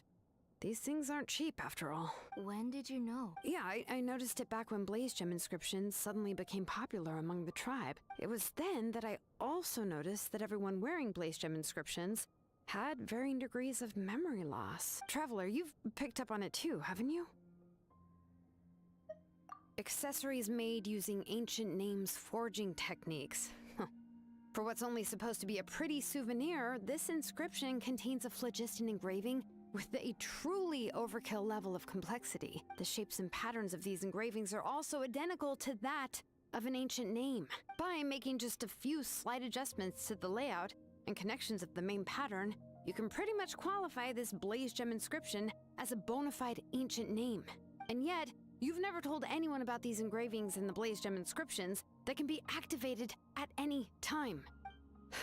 Am I right, Auntie? I knew you were a sharp one, Shilonin. That's right. I want to forge an ancient name for Nechka that contains all of her past memories. And the reason they must be approved by the Wyab is because the memories they bear are all stored within the ley lines. Extracting those memories from the ley lines requires the Wyab's assistance. But your plan wouldn't need you to do any of that. Right, Auntie? Your Blaze Gem inscriptions will help you complete that part of your plan in the ley line's place. You will use the inscriptions to form a massive memory bank for Nechka. And the ancient names you're trying to forge will be used to extract corresponding memories from the memory bank. A memory bank? Wait, so the reason all those people were having trouble remembering stuff is because the Blaze Gem inscriptions took away any memories related to Nechka? Using other people's memories of Nechka to reconstruct her past? This is the first time I've heard of such an idea. You've seen through my plans, Shilonin. You're as outstanding as ever. I intend to use this method to collate all the memories related to Nechka. But wouldn't extracting memories like that hurt the person carrying the Blaze Gem inscription? Not at all. Every time a Blaze Gem inscription extracts memories, the process is under my precise control. That way, there's no chance of anyone in the tribe getting hurt. This is the central inscription that controls all the... which will also soon serve as Nechka's ancient name. You made all of this yourself, Tlusoli? Yes. It was lots and lots of work. You saw it yourself. I nearly fainted just from being in the sun. I could collapse tomorrow, or even in the next few moments. But Nechka's ancient name is still... I've solved the issue of storing memories, but I still don't... I thought you just modify your own ancient name. I considered it, but this matter doesn't have anything to do with my ancient name. It's of no help to me. You know the price to pay for making something like this. Yes, I do. But as long as I can get my Nechka back, I'm willing to do what otherwise. Nechka won't have any chance of reclaiming her pet. She won't remember me. And she won't even remember when that time comes. She'll be left to drift around the world all alone. Unknowing she is my daughter. Shilonin! I'll take the central inscription with me. I'm going to completely disassemble it to confirm its components and uses. I won't make any promises until I've checked everything. Say goodnight to Nechka for me, Auntie. Oh, wait. I've also finished the inscriptions for the Traveler in Paimon. I'm sorry it took me so long to finish them. Hold on, Auntie. The Traveler and Paimon have never met Nechka before, so you can't draw any memories from them. That wasn't my intention. They're just ordinary gifts. Please, take them. Huh? What was that noise? Nechka must have woken up and wants to get out of bed on her own. Sorry, I'll go check on her first. Nechka! Don't try to get out of bed. Just tell Mom if you need anything. You go ahead and take care of Nichka, Auntie. Let's go, Traveler and Paimon. There are a few things I want to tell you.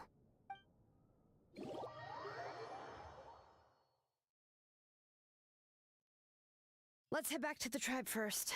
There are some things I need to get from my workshop. This is...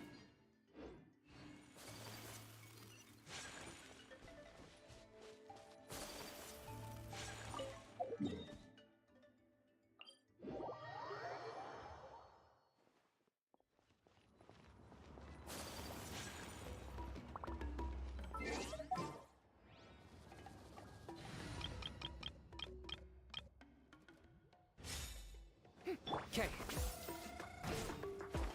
Oh, brilliant! You two can wait outside for a moment. I just need to go in and grab something. The workshop is a little messy, so unfortunately... Oh, yeah, that's not really what I mean. It's not the mess that's really the problem. It's just that the workshop is cluttered with way too much stuff. Books, files, and even ancient texts I got from the Masters of the Nightwind. Everything's piled up to the ceiling. You probably won't know where to step once you're inside. Kachina suffered quite an unfortunate series of events the last time she went inside. Well, I suppose it was my fault for being so focused on searching for information at the time that I forgot to lock the door. After entering the workshop, she was shocked to find herself face to face with a massive woven scroll from the Masters of the Nightwind, and then she turned around and knocked over a huge stack of forging blueprints. She tried to step out of the way, but tripped on a poster tube that was behind her, and then boom! The forging blueprints came crashing down right onto her head. Oh no!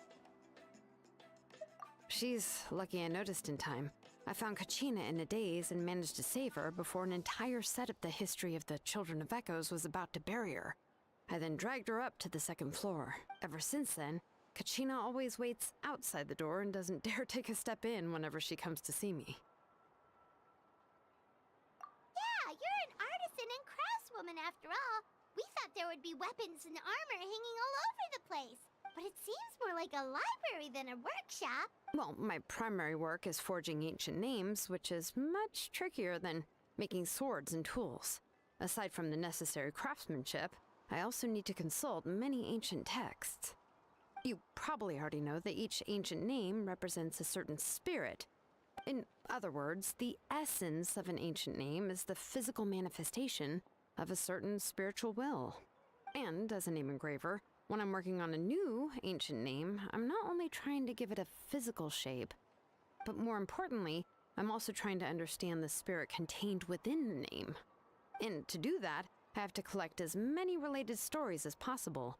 But, as you might know, people tend to add a lot of extraneous details when it comes to stories about themselves. For stories that have been clearly exaggerated or altered, I must gather other related stories and information as cross-references.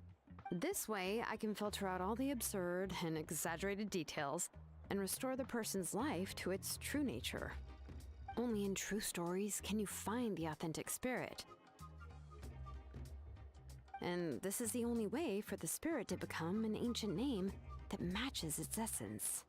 We've heard about the concept behind ancient names before, but after hearing you explain the details, I can't help but think that ancient names are really powerful.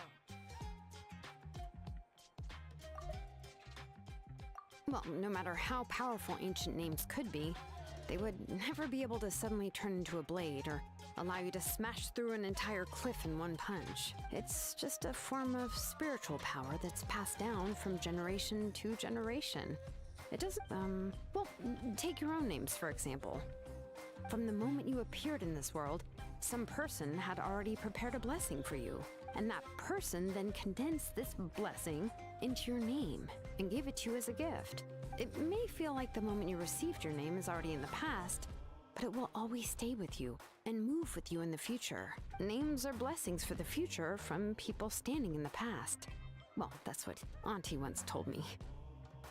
And with this blessing, people will become more confident as they walk into their future. To put it another way, it's like having a lamp in your hand as you walk through the darkness of night. alone when you're walking in the dark, it's easy to get scared and tired quickly. But if someone else is walking with you, then it won't be nearly as scary. And, well, you might still get tired, but it'll still be a whole lot better than walking alone. The Traveler always has Paimon by her side, though, so she'll never have to worry about that. Oh, Paimon sure many wish they could be in your shoes, Traveler. Paimon's always flying. Of course it gets tiring. But we're getting off topic. We can talk about that later. Anyway, this is what Plisoli told me when I was training as a name engraver. And to be honest, I've only understood 20% of what she said at most. I've never been able to figure out the rest. But doesn't that mean you basically don't get it? Well, that's not entirely true. Auntie and I have at least come to a consensus on the most important thing. You know what? I am sick of talking. We can talk about all of this later.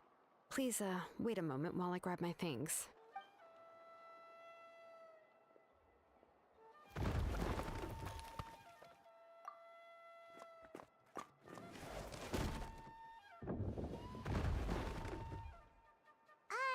Did you hear a whole section of something collapse in there just now?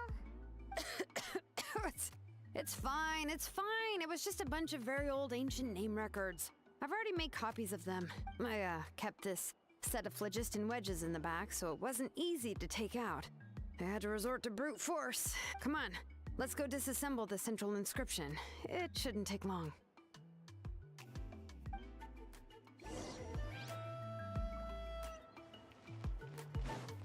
Okay.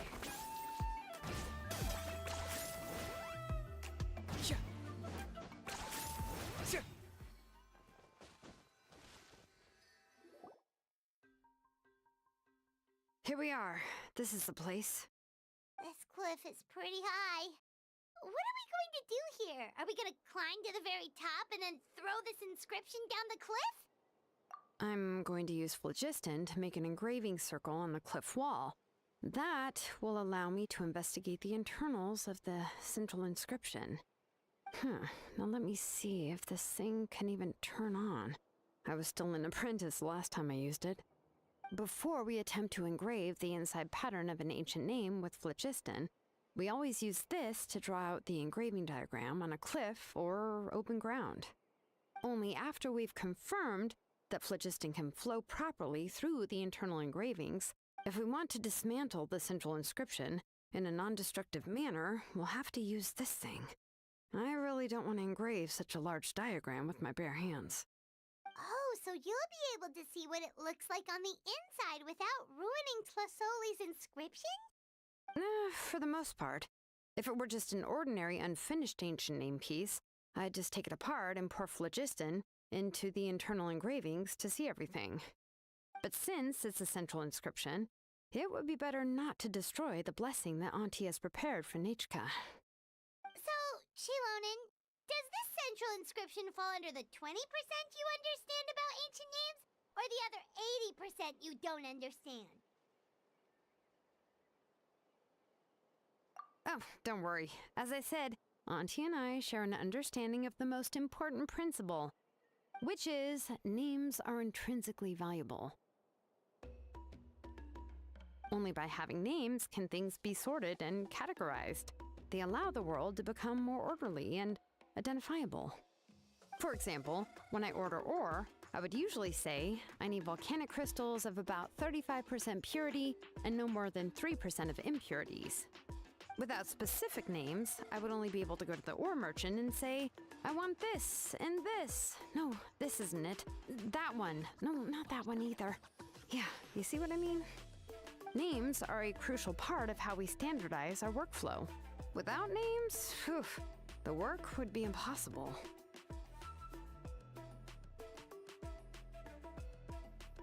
Yes, because forging ancient names is first and foremost a technical job. There's no debating that. As for the question of why it's important, as long as it does not affect your ability to perform your work, you'll gradually understand it as you put the process into practice.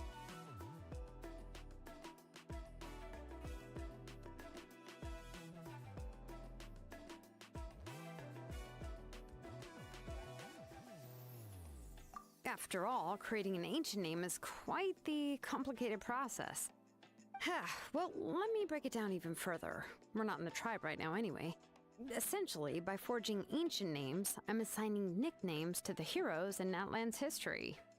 Giving someone a name is a subjective expression. You just need to express your hopes and wishes for them. But giving someone a nickname is a much more objective expression. To come up with a fitting and accurate nickname requires much thought and observation. If ancient names or nicknames aren't descriptive enough, no one will remember them anyway. So the best I can do is gather all the information I could and try to come up with the most fitting nicknames possible. Even a minor mistake in the process could cause people to misunderstand the nickname. For a name engraver such as myself, such mistakes would be considered a major blunder.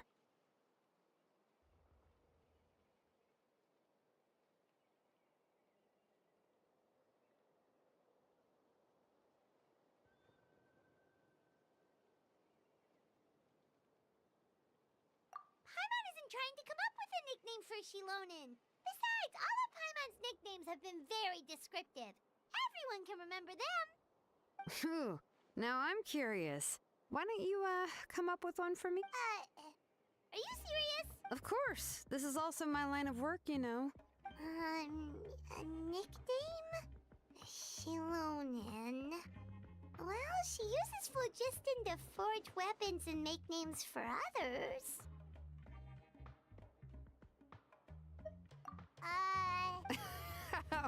Yeah, not bad, but you should keep observing my work, Paimon. Maybe you'll come up with an even better nickname. Right, okay. Time to make like a smith and start.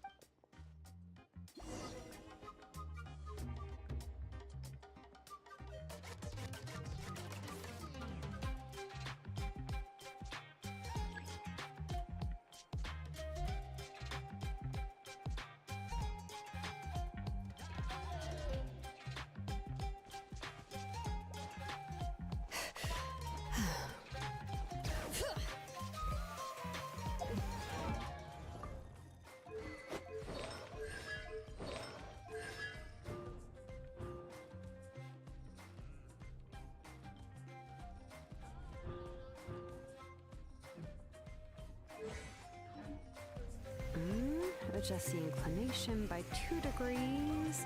Stop. The error margin is within an acceptable amount, but I'll extend the inscription link a little more just to be safe. I'll leave some space here. When the linked engravings are activated, the inscriptions here will overlap with each other. There! That should complete the flow.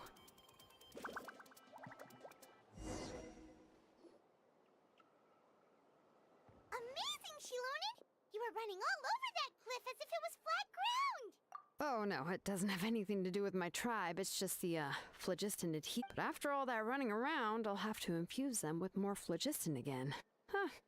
I should prepare a spare supply of phlogiston to bring with me next time. More or less, yeah. I can show them to you when we next find the time, but, let me see. Start.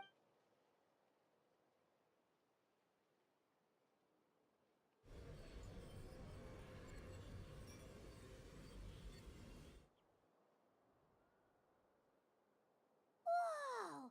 A super huge diagram just appeared! Tlasoli's central inscription is even floating!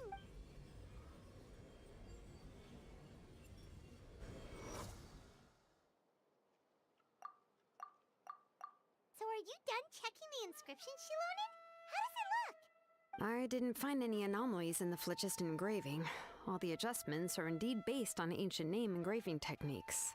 That means we can help Tlasoli and Nichka now, right? Well, probably, but I have good news and bad news. Oh, but I'm also just going to go ahead and share both, so it's not like you'll have a choice in the matter. Paimon will cover her ears after the good news. Well, even if you cover your ears, the issue will still continue to exist.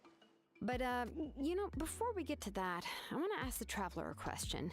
What are your thoughts on absorbing memories?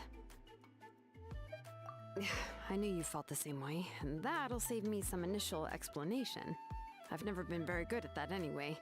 It's hard to control the absorption of memories.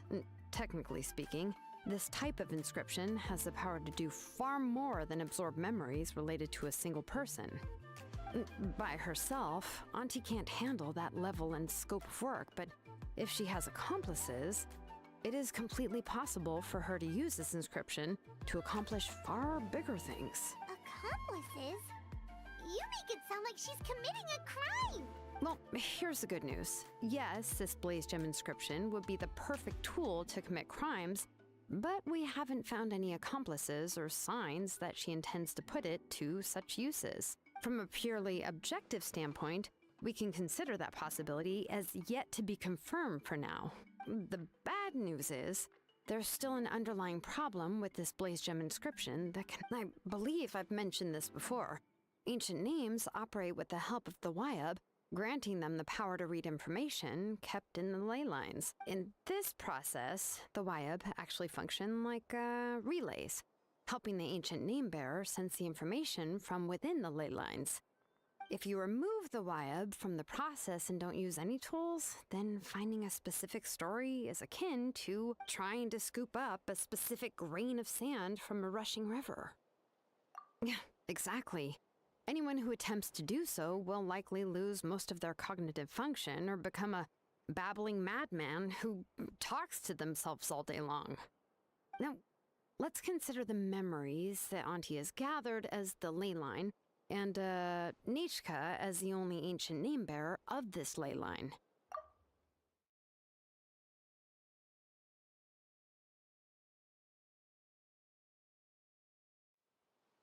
There's no way Auntie would let Nichka plunge into the river of memories without any tools. She'd only be overwhelmed by the surge of memories.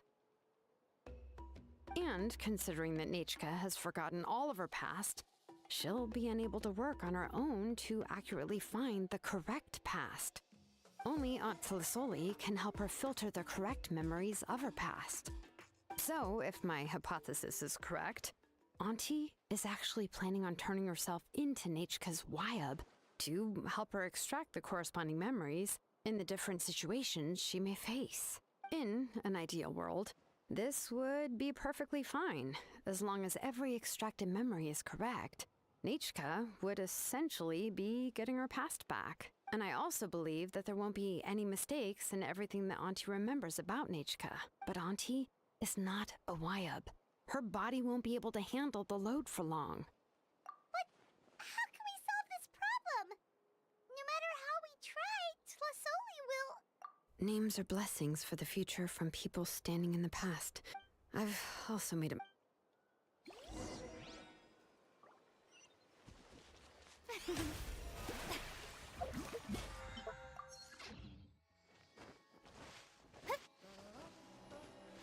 Okay.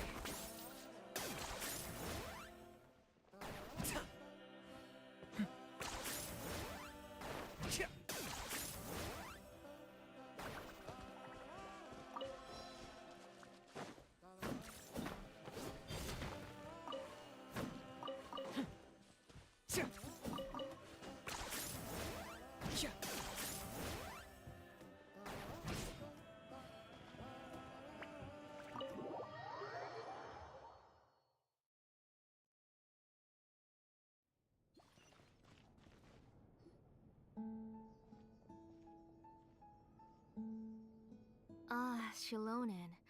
It looks like you've made your decision. Am I right? Yes, here's some research that I've done.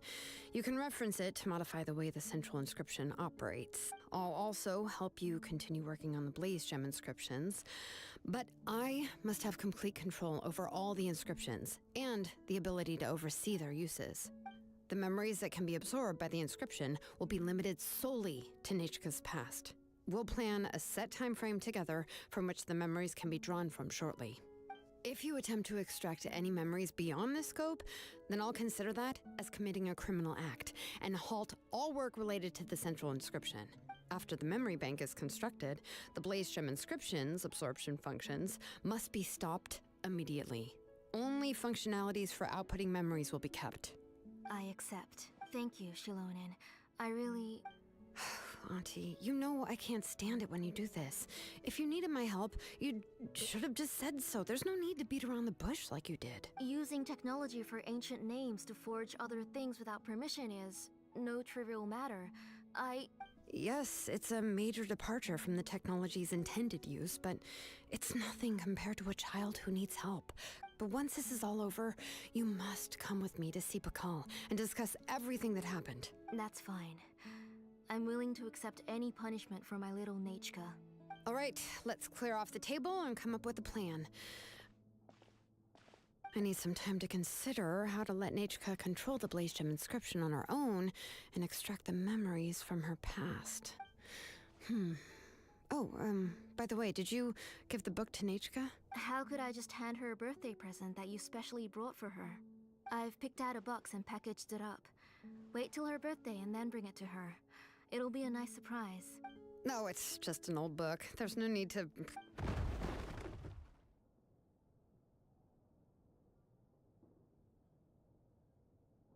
Oh, is Nechka up again?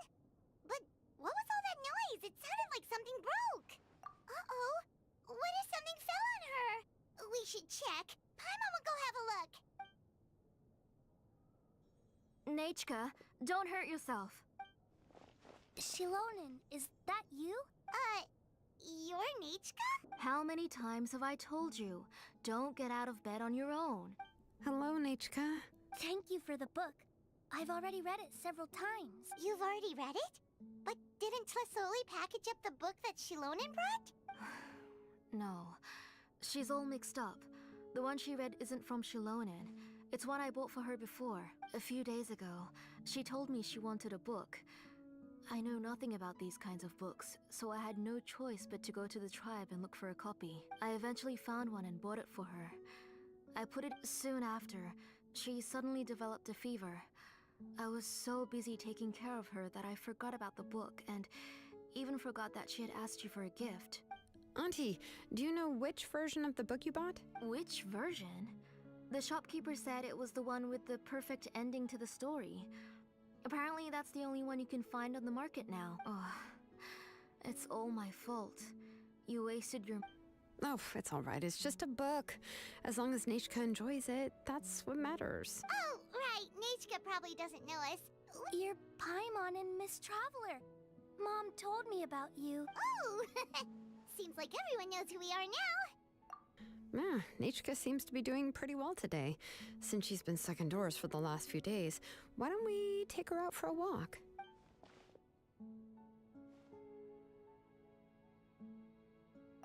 Take her for a walk.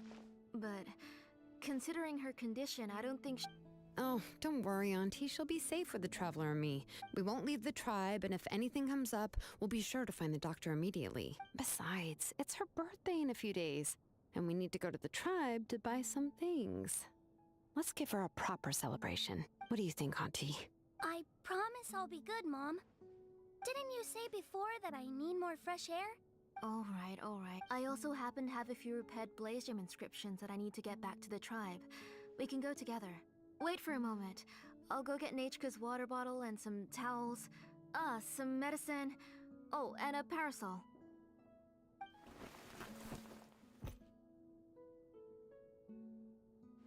Talk about being prepared. It doesn't hurt to be prepared. Okay, let's go. Please be good now, Nechka. Don't cause any trouble for Shilonen and the others. Oh, you can let me carry these. And don't be a stranger, Nechka. Feel free to tell us anything. Yeah!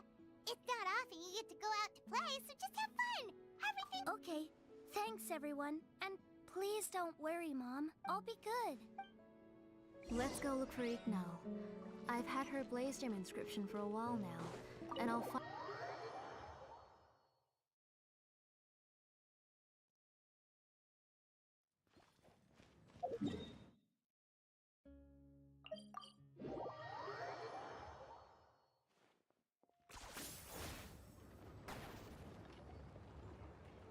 Tosoli, what brings... Oh, she seems to be doing much better now. She's even out and about. I hope so. Here. Oh, thank you for bringing it back. I remember that Nechka would become so... I'm sure she'd love... My pleasure. Oh, I can make the jewelry for her. I would love something shaped like an ember.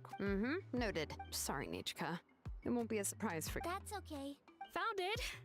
Sorry to keep you waiting. By the way, Nechka, feel free to... I was shocked. Sorry about that. She can hardly contain her curiosity now that she started to... She's still too weak to go out whenever she wants, so...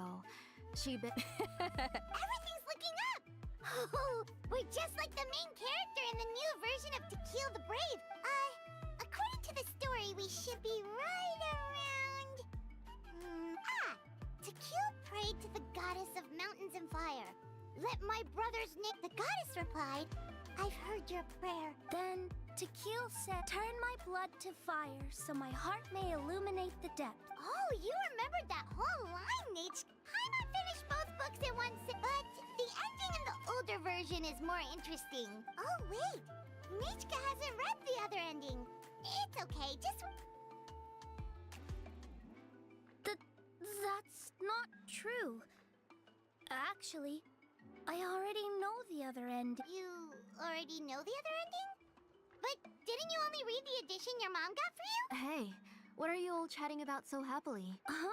Mom, Miss Traveler and I were just talking about the ending of that book. We were just talking about how the bad guy was defeated and everyone returned home safely.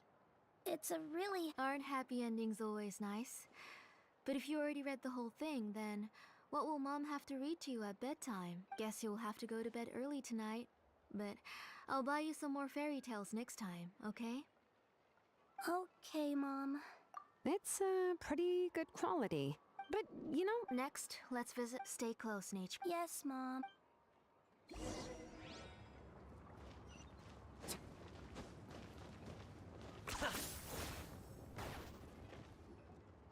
Why do my eyebrows keep twitching today? That means you're about to hit the jackpot, Apaj-Palan. I didn't expect to have two... What do you look... Whoa! Offering a discount just like that? Plus, She was once our name engraver. Thank you for your generosity. Come on, Nachka. Thank you. Oh.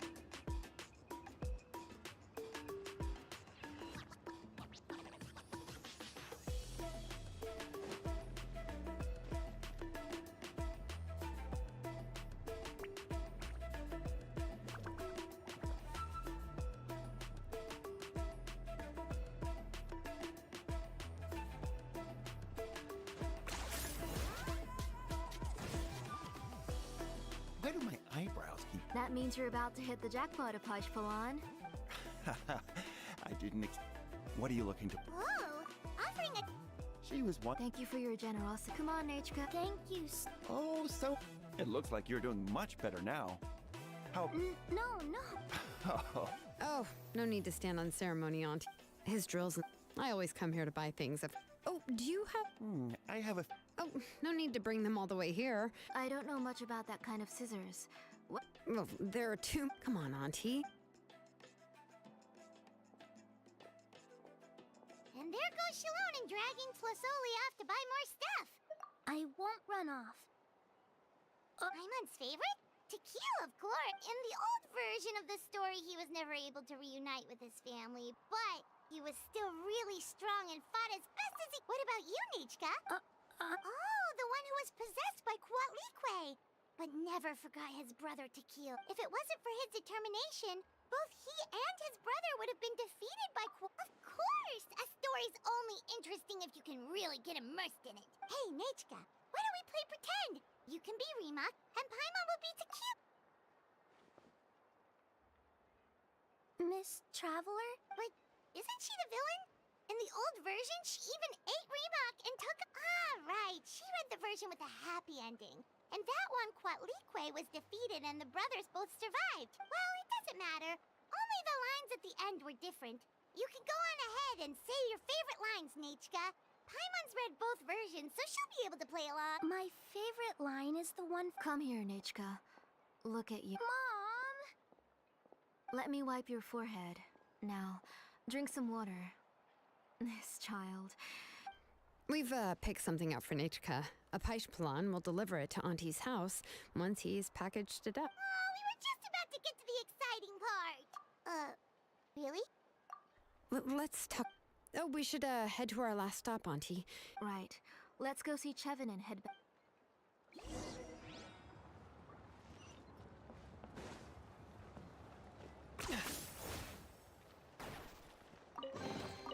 Do I get a share? You actually want this trash?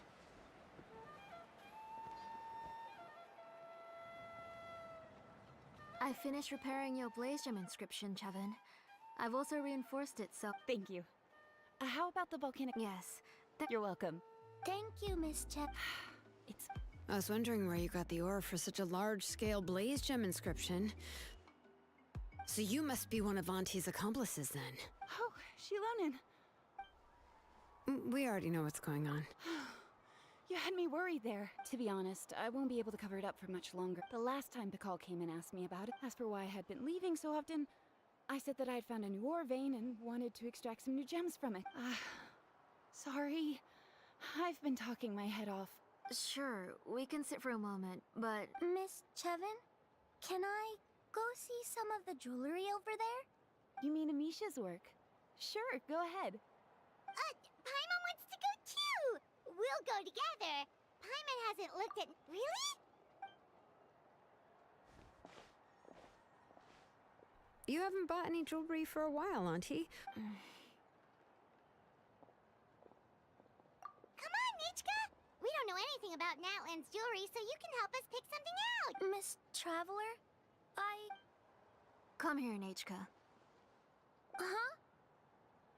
Sorry, Chevin and Shilonen, but it's already getting late. It'll be Nechka's birthday. No problem. Mom,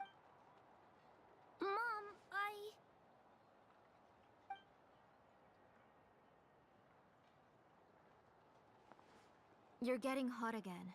You forget to take care of... Nechka, I never... Nechka's looking at us. Paimon feels like something's not right. No, Nechka was having so much fun today that she forgot the time. It's not a big deal. Let me help carry her home. No, it's fine. Let's go, Nechka. It's time...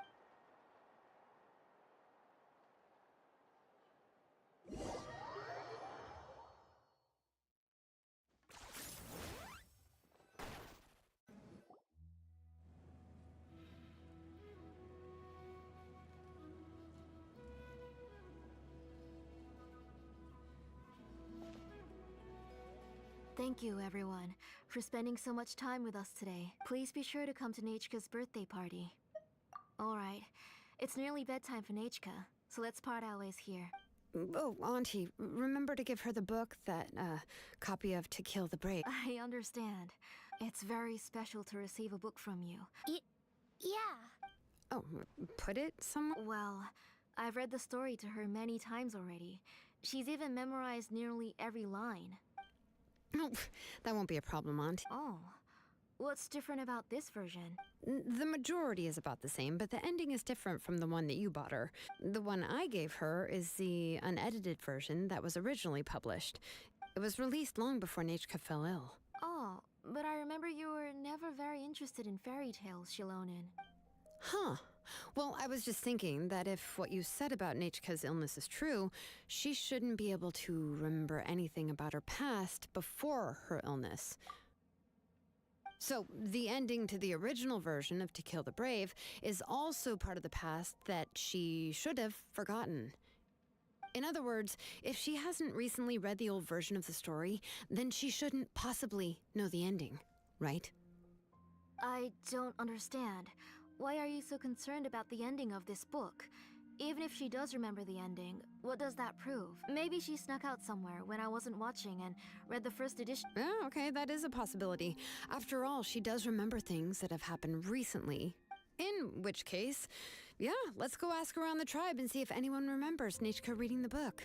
There are only a few shops in the tribe that sell books, or we can just ask Nichka where she'd read it. The booksellers all have inscriptions, so there's a chance that their memory. So, you admit that the inscriptions can affect the tribe's current memories? I was very clear that I would consider that a crime and would stop all work on it. There must be a few more books. I do not wish to see your blood be reduced to ash, but I have seen the light of your heart and spirit. I beg your pardon?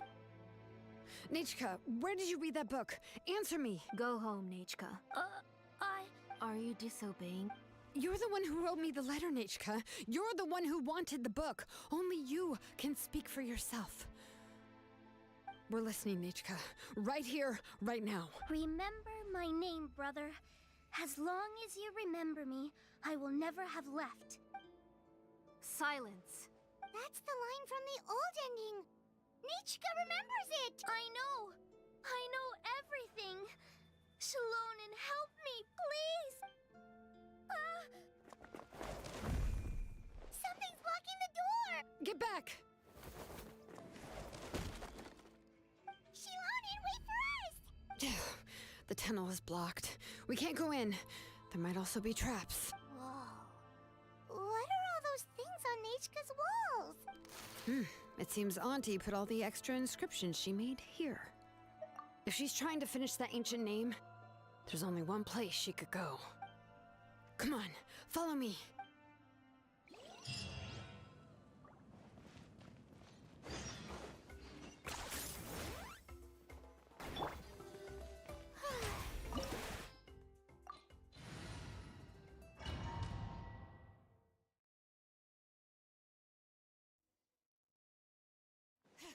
What is this place? Auntie's workshop. It was supposedly closed after she stepped down from her position in the tribe. But it appears that we've all been deceived. Why are there people up ahead? Alright, if you're up to shady business, you have to hire shady people to help you. Let's go, don't hesitate!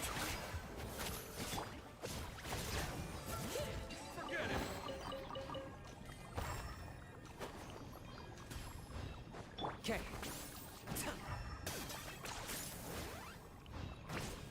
Is this really necessary?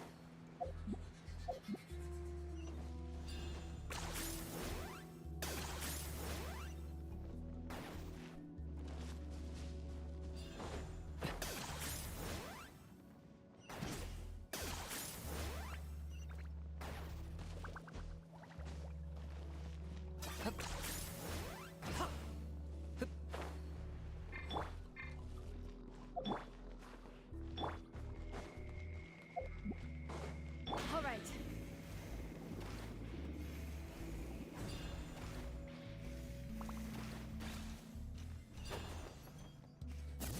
Come on! Show me your courage!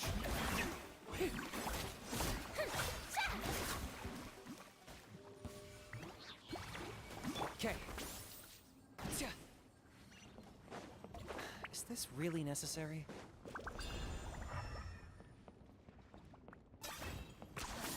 You really are a one-trick pony, you know. All right.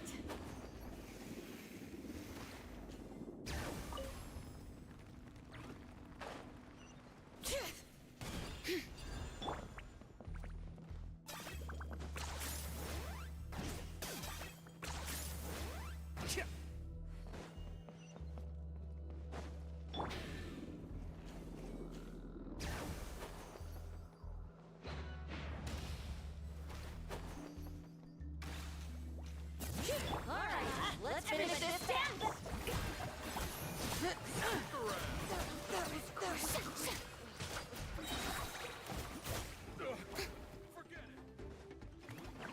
All right.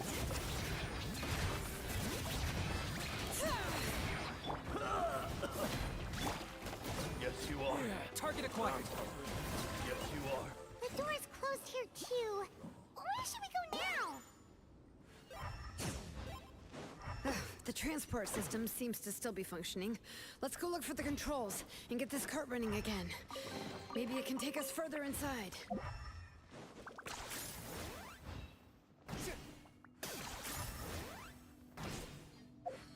All right.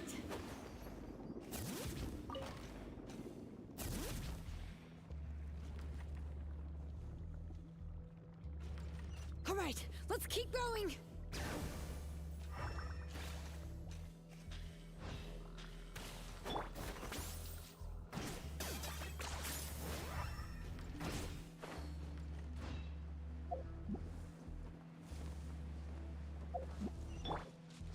Bring it. Okay.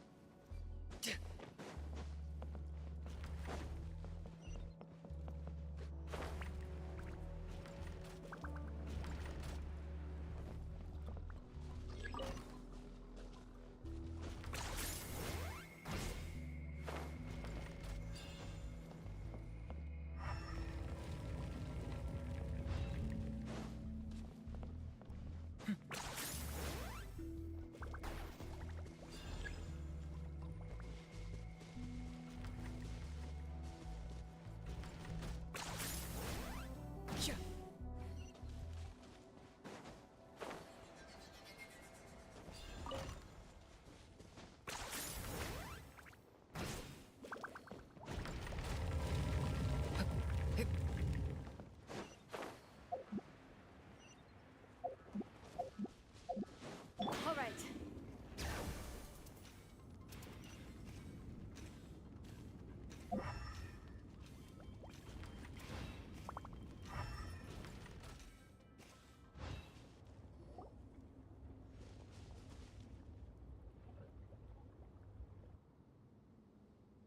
You got here quick. Nechka's up there! What are you planning to do to her? I never lied to you. All this time, even though she's not my daughter yet. But, What is she saying? Is she not Nechka? so you figured it out. I want... She has stayed in the Night Kingdom for far too long. She's afraid of the dark. I'm the one who made her stay there alone. Don't worry, Nechka. Mom hasn't forgotten anything. She has always remembered your name. I'm afraid so. Then, who's that girl lying up there? She's a child from my tribe. Her parents were killed in the same abyss attack. But wouldn't you know it, her birthday is the same. I raised her and took care of her for many years. I was so happy the first time she was willing to call me Mom. But then, I suddenly felt very... Is she really my child? How could I be happy? My little... As I said, I only want to... And now, the time has come for me to pay.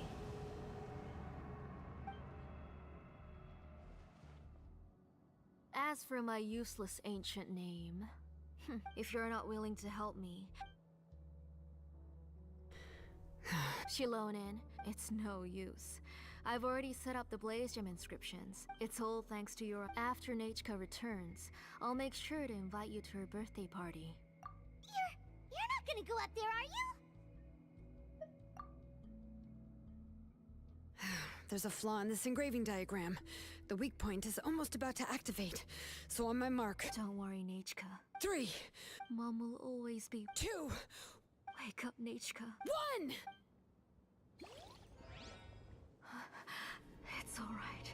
It's alright. You'll see Mommy soon. Nechka.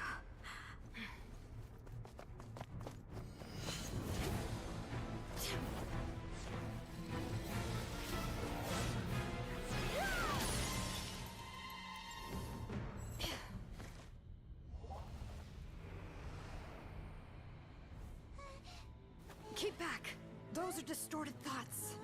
And the mists are the thoughts' twisted cries. If you become tainted by them, they will control you, and you'll never be free again. Where are you? I don't want medicine.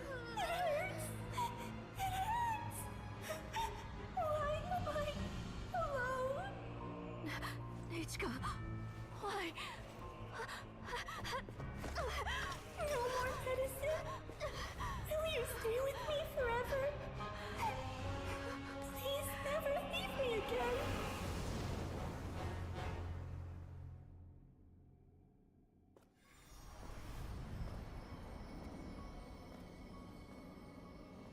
Telasoli, you're the one who twisted Nechka's name into a shackling prison.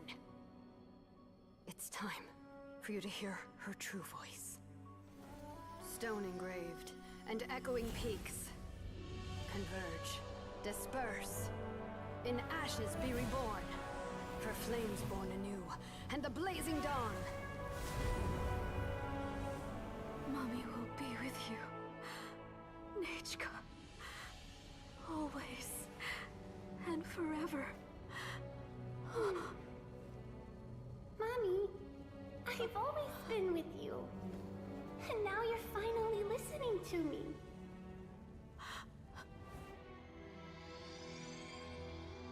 The old births the new, as flowers shield the roots, so life ever cycles until we return to the loam. We've known each other a while, but we've never met. You're Nechka? Yes, but I still don't know your name.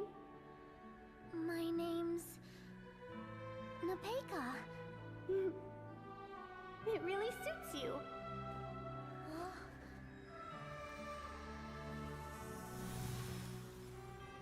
Nepeka,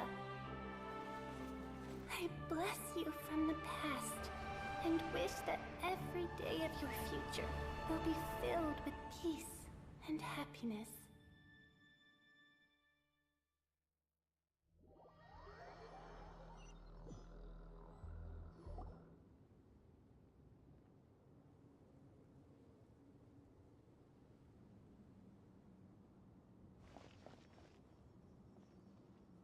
I saw Nechka and was speaking with her, but now... Nechka, Shilonen, you saw... I felt her hands and hugged her. Those gray shadows were just a minor... Have you still not come to your senses, Auntie? What senses? She's just a little upset and was trying to ignore me. That child sure knows how to throw... Enough, Telasoli! The person you summoned with the Blaze Gem inscription wasn't the real Nechka at all. You collected memories of Nechka from countless people, but you forgot one thing. Among what you gathered were not only real memories, but also countless emotions. Didn't you realize what kind of emotions people would feel upon seeing Nechka's condition? When people held a dying child's hand, when they felt her faint breath and saw the helplessness in her eyes, when they sensed her, what could they feel but abject pain and sorrow? I took... You absorbed those emotions into the Blaze Gem inscriptions and solidified them as a piece of her past. Those gray figures were projections of that past. They could only reproduce the appearance of Nechka in her sickly state. What the real Nechka wished to say was drowned out by those twisted and painful thoughts. I didn't want things to turn out like this. Nechka has always been with you, Auntie. Everything has long been recorded on your ancient name. The one you said was useless. You exhausted every option and sacrificed everything in the hopes of saving your daughter. But have you forgotten the true meaning of your own ancient name? My ancient name... The immovable love between you and Nechka has already been recorded in your ancient name, but you chose to ignore that. Names are blessings from the past to the future. You told me that, Auntie. You gave Nechka her name. But now, you've turned her name into a prison by taking an innocent child captive. Nechka is everything to me. And as for blessings... what blessings have I had, but I can't say anything. I can't every day. Every single day, I've hated myself and ancient You think... Auntie, do you still remember the last words Nechka ever said to you? The reason you haven't felt blessed is because you've forgotten the true past. Auntie, you've been wallowing in memories of your imagination and refused to let go of them. A name without a past is nothing but a withered tree with... It's over, Auntie. It's all over now. Slowly now. Why don't you stay lying down? Oh, on second thought, this might not be the best place to rest. Shilon and Nechka, Napecha can already stand now, so we made our way over. Thank you, Paimon and Miss Traveler. I'm fine, really. The real Nechka helped me just now, so it doesn't hurt much anymore. That's good. If you became Nechka, then this story would really become the To Kill the Brave. This isn't the place to chat. Come on, let's get out of here. But what about Tlasoli? Oh, don't worry.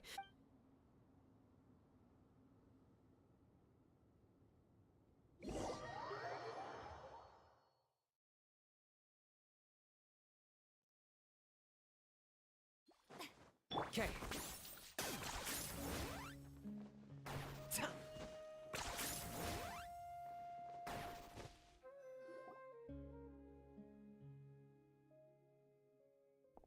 All right, I've locked Auntie in the house with a few ropes.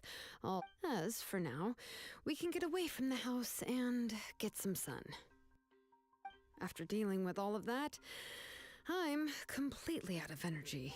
She's already planned out everything. Shilonen sure doesn't waste time. It's still so scary to imagine. Tlasoli wanted to turn her adopted child into Nechka, and she even nearly succeeded. Yeah, she was so cool in the final moments. She went right into action and took control of the situation instantly. Well, it's all thanks to Nepeka's resilience. She never gave up. If it weren't for her bravely trying to get help, then I wouldn't have noticed Auntie's plan so easily. It was thanks to all of you encouraging me. After all, this was already the last idea I could think of.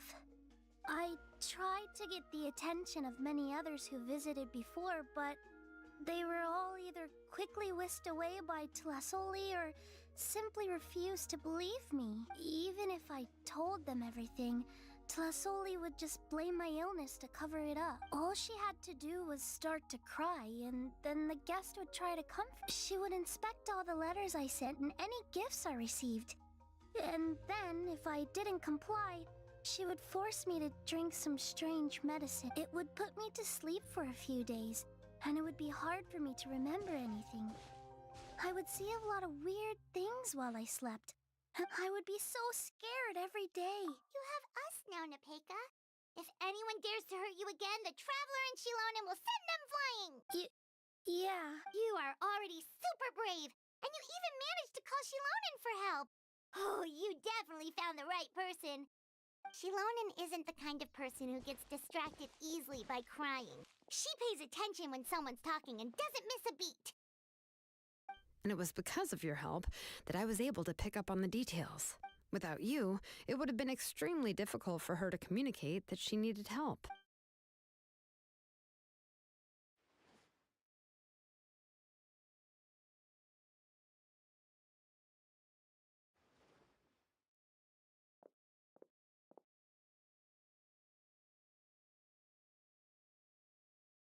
Tlasoli would certainly be more on guard if I tried to speak with her, and would probably have just kept Nepeka locked. So we had a part to play too!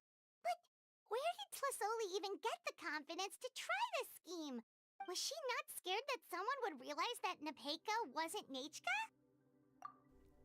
That's certainly a possibility. The inscription she created would not only collect information related to Nechka's past, but also actively erase people's memories of Nechka. It's similar to graffiti. If you want to paint something new on a wall that has been painted before, it's possible that I was also one of her targets, which would explain why she was so willing to let me have the central inscription. Whoa, and you still took it? If it were Paimon, she would have thrown that thing away the first chance she had! Well, you can't uncover the truth without taking some risks, right? If I hadn't disassembled the inscription myself, I would have never realized her actual motives. So you suspected her from the very beginning? Oh, no, she's my auntie after all. How could I have seen her as a villain from the start? The most I did was keep the possibility and a corresponding plan in mind, and it was just our luck that the worst case scenario actually happened. But now that I look back on it, we still managed to rescue a suffering child, even if that wasn't our original intention. Anyway, I think we've just about summarized everything and praised each other enough by now. Everything is finally over, and Nepeka can finally be herself. So, what should I do now, Shalonen? You should do whatever you like, of course. No one's going to lock you up anymore. But I don't know what I can do. Everything I know is about Nechka. What she'd like to eat, which flowers she enjoyed, how she acted and spoke. I'm not her, but I can only be like her. I don't know, Shalonen. I just don't know. Oh, don't worry, Nepeka. The Blaze Gem inscription isn't working anymore. No one will force you to be somebody else again. But I no longer remember anything about myself now besides my name. What if I never remember my life? I'm scared, Shalonen. What should I do? Oh, don't cry, Nepeka. Here, take this.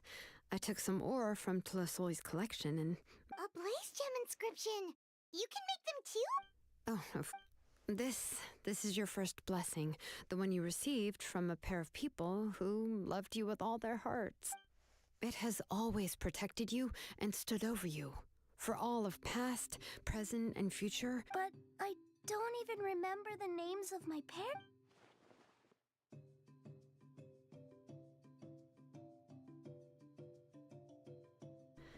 Huh.